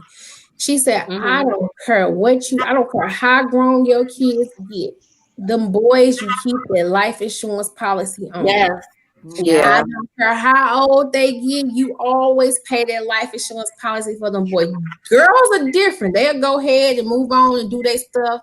But even just now, I got my own life insurance policy, but my mama still got life insurance policy for us when we were little, though. She just never stopped doing it. It's just something that, like, life insurance has always been big in our family. Like, you don't have life insurance, like, no. It seemed like now GoFundMe is the new life insurance. And it's I hate it. And it's like, I just hate it because insurance only costs $30. Yeah. $30 freaking $30. Like, I got a $500. I got a $500 policy, and I don't even think it's $100 that I paid just for myself. Like, it's not that cheap, but don't wait till you get 60 years, 70 years old, and then try to get a policy. You get this policy while you young, and I don't care whatever job you at, you invest in, you get that life insurance. That's right. You get that with your banks. You get life insurance policies through your banks. You get them through your credit cards. You get them through everywhere. You get them through your bank. You get them through your credit cards. You can get them through your car insurance. You can get them, like, I have life insurance policies everywhere. Like, whatever I get through is what I have got them through. Like, everywhere. Aflac insurance. Aflac insurance. Like, my husband had a motorcycle accident. He had a motorcycle accident March 1st. Literally, they paid me $20,000 for his motorcycle accident. For his motorcycle accident. Is a bomb. Yep. They paid us $20,000. My son had a car accident. They paid me $3,000 for my son's car accident. My other son had surgery. They paid me $1,500 for his eye surgery. Like, it's only $100 every 2 weeks. That's it. Yeah, that's not bad. The best investments I think you can make for your insurance, for your future. That's one of the best investments. It's not medical insurance. That's where people. It's not medical. It's not health insurance. It's supplement insurance.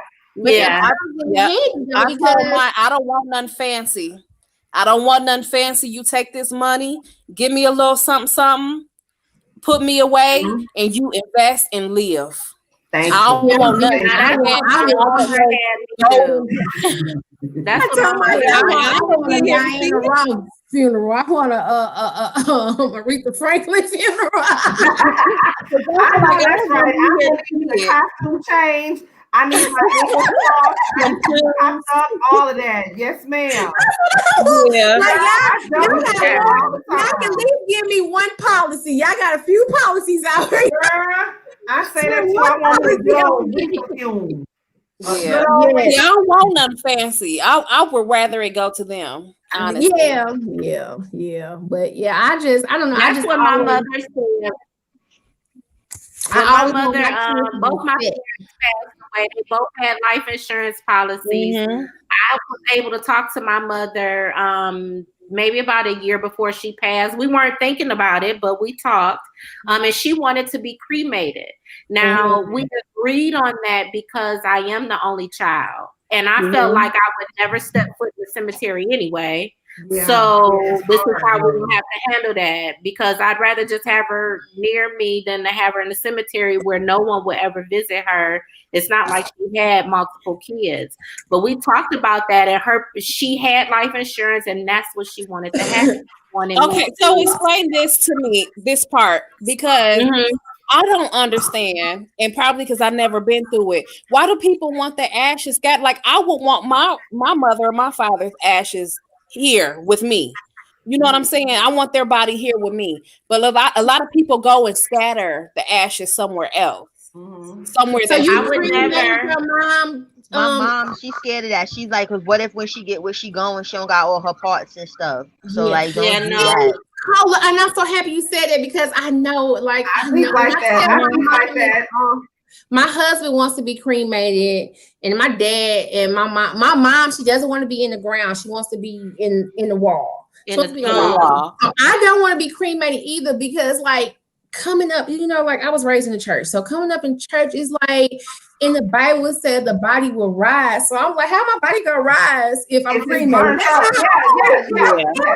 way now, and my mom, they always laugh at me when I say it. They be like, and everybody in my family found it funny. Like, my cousin called the other day, and she be like, she was talking to her new boyfriend, and she was like, "Why you don't want to be cremated?" I said, "Because what happened when they said the body gonna rise? So if I'm cremated, how my body gonna rise?" My mom, she brought up a real good point too, because what if they didn't clean that whole little crematorium little thing that they do to burn the bodies and stuff, and then she got little pieces of other people's stuff. Like, you got a little piece of Edward up in the glass. And I think about stuff like that too, just because I believe in the spirits and things like that. Like, is it properly cleaned out before you put the next person's body there? Because if that was my mother's wishes, I would be okay with that. Because I want you right here. Yeah. Mhm. And I know better. Whoever wishes, however their wishes are, you're supposed to follow them. I don't care how you feel. Absolutely. You follow that person's wishes, because we have had family members that did not want to follow people's wishes, and I'd be like, "Ooh, they gonna hunt you." That's the only thing. And I'd be like, and I had to tell one of my, I think I told my auntie, I said, "It's because you didn't do right by grandma. She told you she didn't want nobody looking over her body, and that's why she hunting you." Well, Like my grandmother, she said she didn't want nobody, like she didn't want her film. She didn't want nobody looking over her body. And my mom them tried to fight her siblings. Hard. Yes, and they went ahead and did it anyway against the older siblings' will. You know, the older siblings like, no, follow, you know, mom's wishes. They did. So she wanted a closed casket. She didn't want to finish. She just wanted to be cremated. Oh, see, my mother didn't okay. either. My mother didn't want a funeral at all. She wanted to be cremated before we even had the service. My mother was 350 pounds. She was disabled. And she would have haunted me if I had dressed her up and put her in the casket. That Let me ask y'all, because my mom, she wants, like, even though like I got brothers and sisters, is like she put like her life insurance, I gotta get most of it, like, you know what I'm saying, like all that other stuff, but she want me to be the one to like take care of the stuff because she feels like I would do the best. Where I feel like at the end of the day, like we cry and like, you know, funerals are sad and supposed to be sad. Like I don't want her funeral, God forbid, if she go before me, to be sad. Like it's almost like I want to have a party.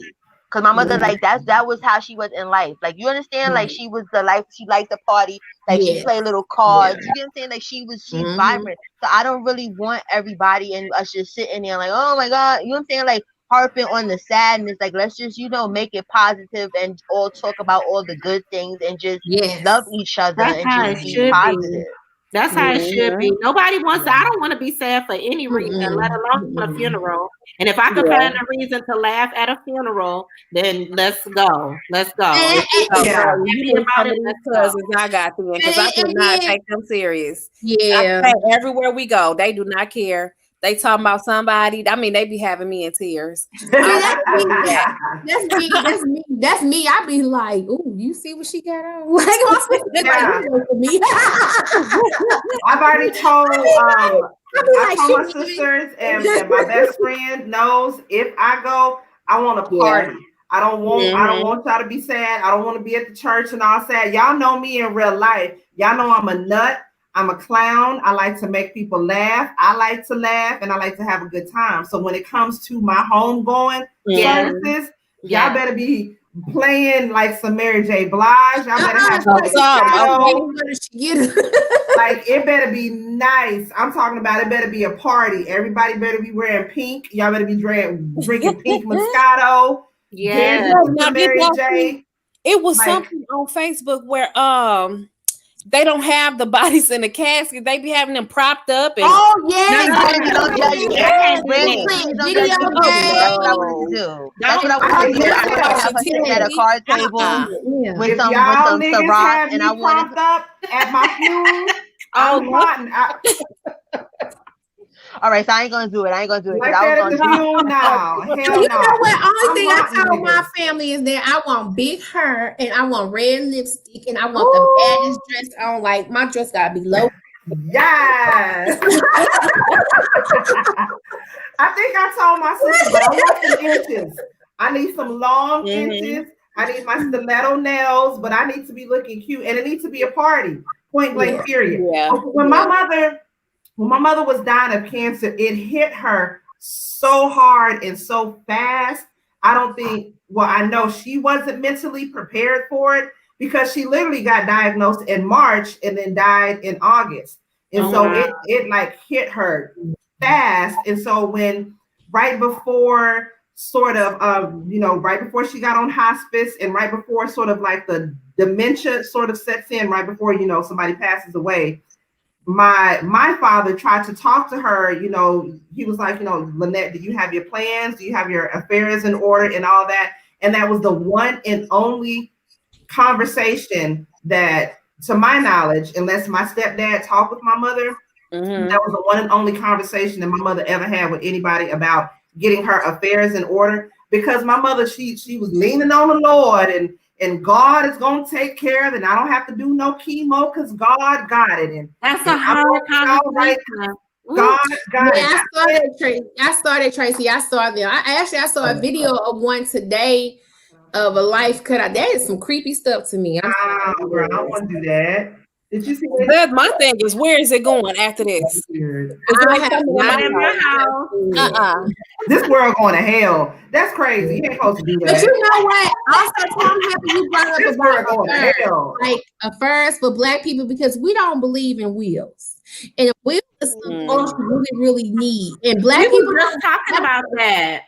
Yes, and Black people don't have wills like they should. Because then you have all this stuff that happen when the parents or parents die, and it's fighting over stuff. You have to have a will. Nobody even my son that's got Down syndrome, I have a will. I have a living will. Like I have power attorney in everything, but I have everything set up. Who takes over if something happened to me? Who is controlling the state when something happened to me? It costs money. Well, getting a living will and power of attorney is only like $250. Depending on what you got to break down, you don't have to pay that much. You almost can do it yourself if you. Well, for power of attorney, when you have disabled child when they turn 18, it's like $250. It's $250.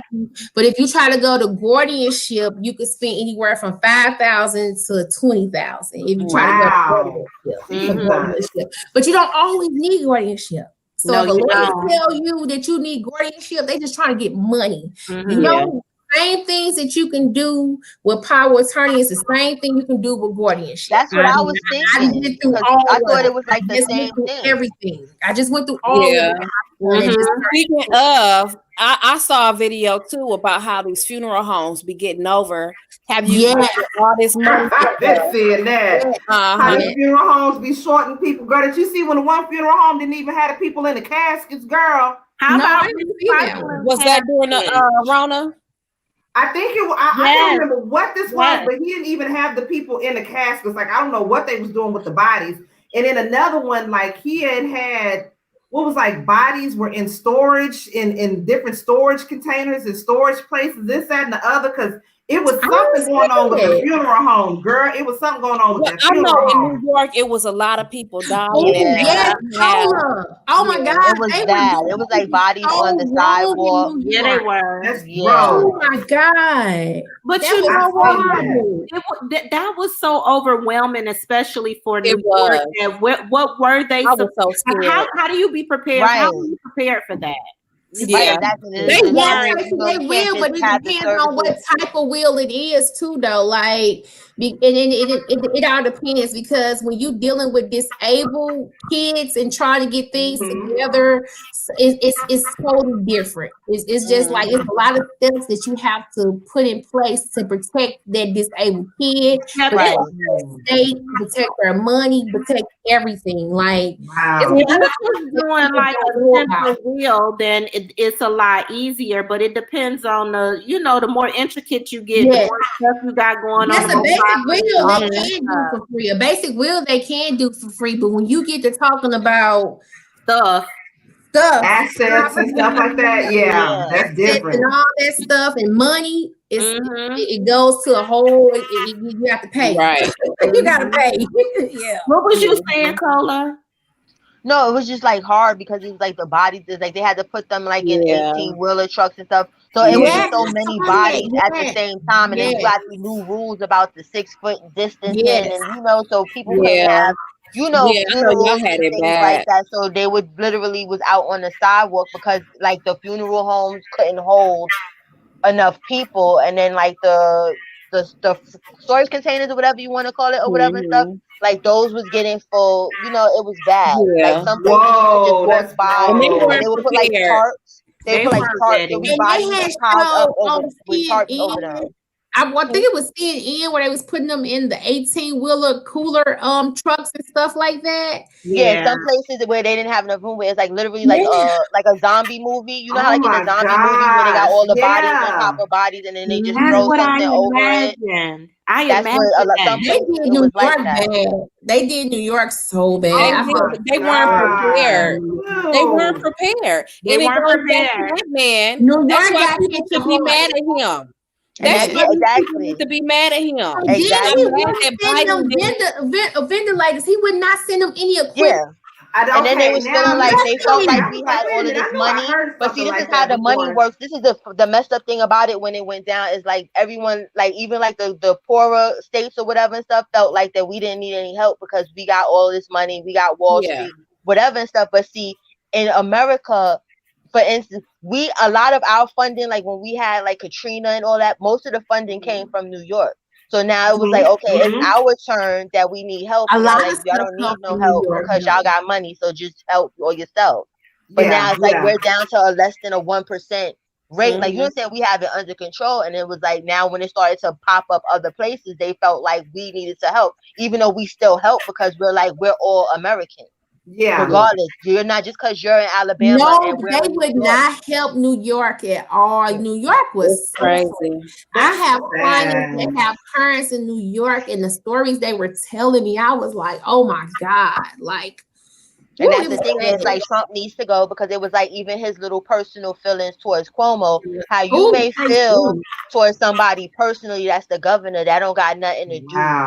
So was it true, Cola, that they wasn't giving people, because she just said they didn't have space, so they was just cremating people bodies for real without telling the families? Because I heard that too. Some people didn't know where their family that was on CNN. Like I heard that on CNN. Yeah, they was cremating people's bodies and then telling after the fact that they cremated their family, they loved losing family members. People lost their dead family members. They didn't know where they were at.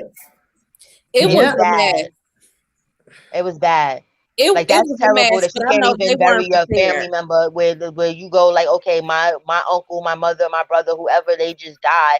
Where's the body so that I can at least claim the body and give them a proper, sending off. People was losing bodies. And also too, they had started labeling people as having a virus if they died. They got money for it, didn't they? I've seen that. Yes, they started doing that too. Like, saw that. So they didn't care what you died from. Like, you was automatically labeled as you died from the virus. Like that was on a death certificate and everything. There's some hospitals if you went to the wrong hospital because of course people scared. Like if you were a nurse, you don't want the corona from somebody you don't know. Like I get it. Like that's your job that you want. So some people were scared. So if you went to the wrong hospital, you was automatically dying. So just call it a day. Like it was corona wards. They wasn't coming to check on you. They wasn't trying to come and breathe none of that air. You was just on your own. That is like if I was lucky with my husband, he went to a good hospital where they did the methods that people was trying to say wasn't going to work, like the hydrochloric, whatever that is. You definitely didn't get no help if you didn't have health insurance. They did them dirty. Like, that's a shame. Why this man sitting up here talking about this virus is a hox. Girl, they call it the Chinese virus. He knew about this virus in January. I heard he didn't take it seriously. We all thought it was something that was going to come and go. I heard November. Okay, it was November. Okay, that's what I heard. I don't know. But I think I may have had it in November, y'all, because I was super sick for Thanksgiving. I believe my mom and sister had it. I think I did. Then he got mad with Cuomo because Cuomo had cleared it up because Trump was trying to say it's the Chinese virus. He kept trying to put it all on China. Cuomo kept it real. Like, listen, it came from, we got our batch from Eastern Europe because we have mostly, that's who was flying in and out. You understand where the world is connected. So if you got people that's in Europe that's going to China or wherever and stuff, eventually it's going to come. That's who won him. Was it China? Was China? Yes. China was the one that won him. Yeah. Why would you be disrespectful to China when they could take us out? Not only that, America has no button that missile and resources. he can take us all out. And the thing about it is, if we go to war with China, they got like 30 billion people. Like, you understand, they're expendable if you want to go to war. You understand where we don't have enough people. Then on top of it, everything that we have comes from China. We don't make anything. Our phones, the microchips, everything in it that we need to work and run.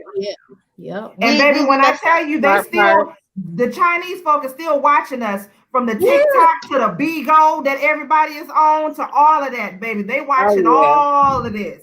And my thing is, you so disrespectful to a country that can take us out. Like, they don't like us. Like, they can literally like take us out. You don't know what they have, and they're not gonna tell you. And it's sneaky takeout. That's different. And that's the thing. Trump has a big mouth.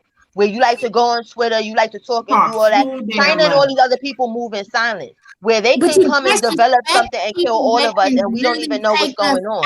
Exactly. Well, we don't always do that though. It's the one we have in office that is mad disrespectful. Okay.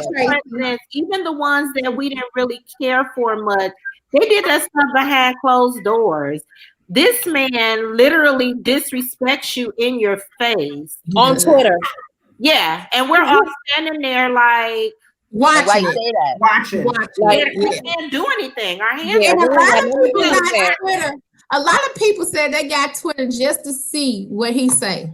It's just ignorant, and it's like we the joke of the world. And that's the like people laugh at us. The other countries laugh at us though. They've been laughing at us. Child. They've been laughing at us.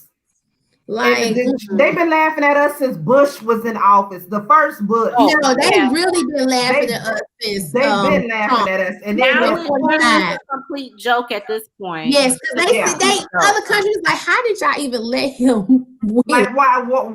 You stupid Americans. They was like when he won, they was like, how did that happen? Like, how y'all let that happen? He's a whole criminal. He owes taxes and he's the president. He's a whole damn criminal. So that doesn't even make any damn sense. Where if I go and owe some little bit of taxes, I'm going to jail. And he was under investigation. Like, you should have never won. You should have even been able to run for president. You know what?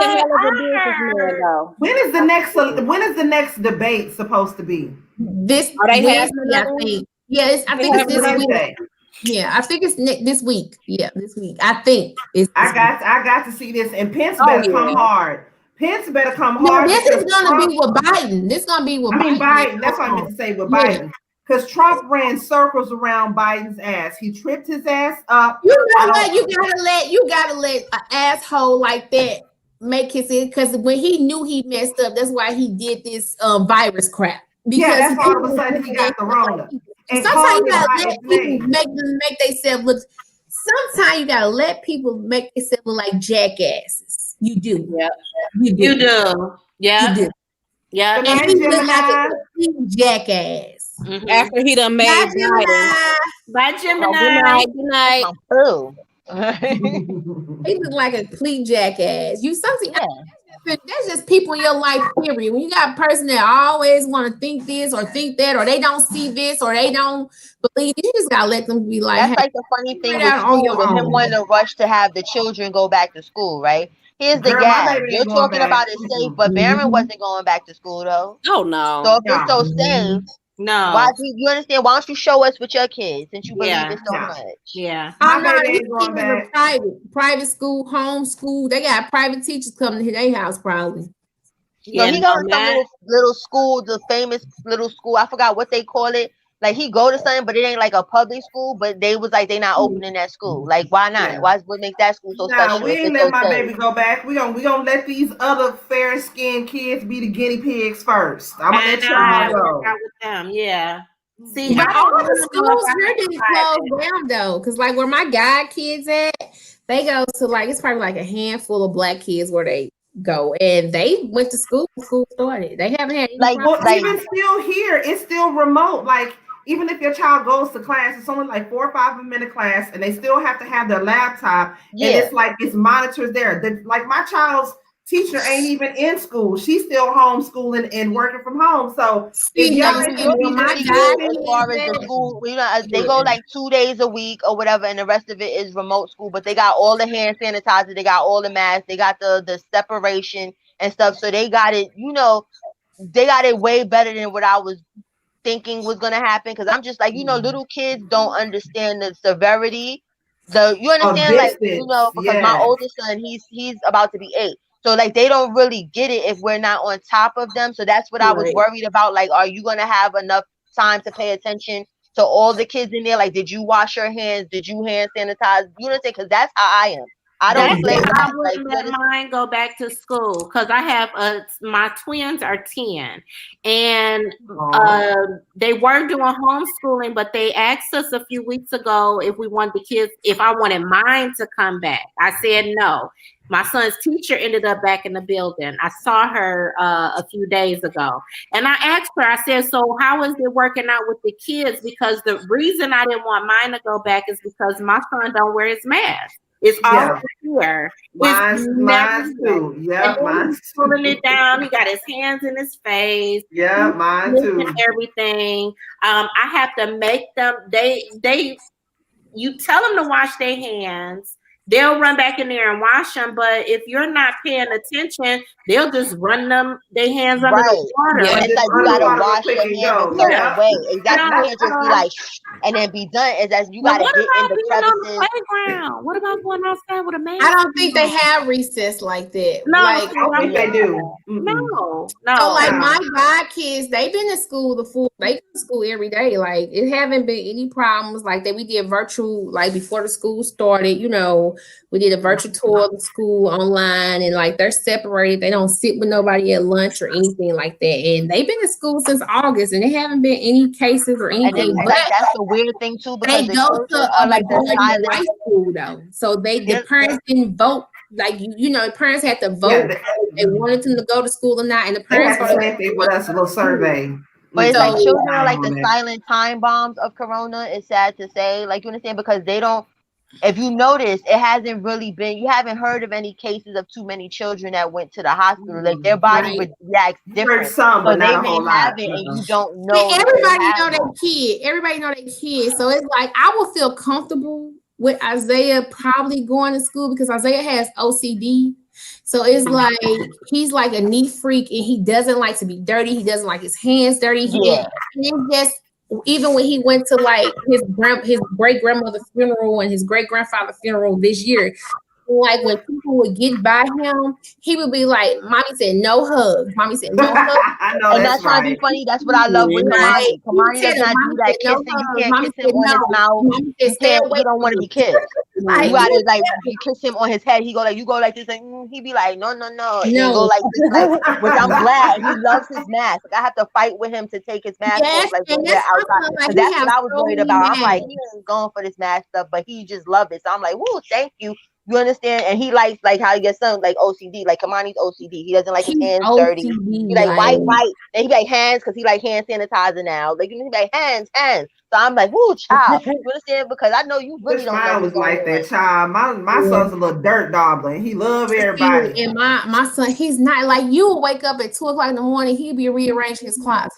Like, oh wow, like I wish, child. OCD. My son want to hug everybody, love on everybody, give everybody dap and all that. I bet he used to be like that, but it's like after you instill, like we just kept putting it in his head. No, this would happen to you.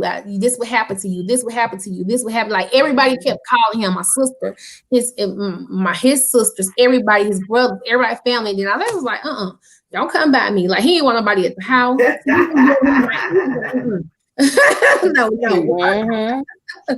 No, he don't want nobody. But he's still like that now. Like, don't touch me. Don't get by me. Good. Hopefully you don't change the child, especially now, not in these times. Virus is real. Right.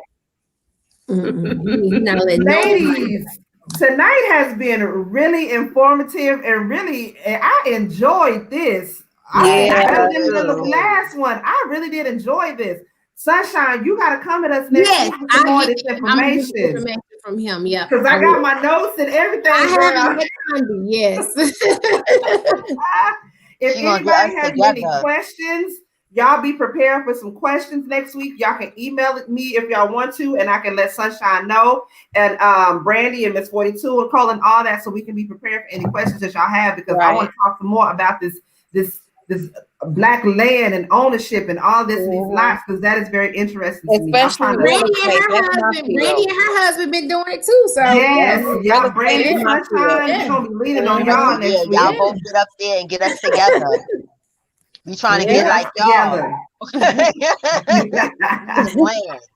Well, ladies, I enjoyed it tonight. Good night to everybody. Good night, everybody. Love y'all. Love everybody. Shout out to everybody that came in tonight. Shout out to all the new members. Tracie for holding it down. Tracie is my ace boom coom, y'all. TRACIE CHAPPELL is like my right hand. She's been riding with me literally one of my day ones. Tracie has been there, and I appreciate you so much, Tracie. And then Gemini just done came in and she done made herself in my heart. Gemini is my boo.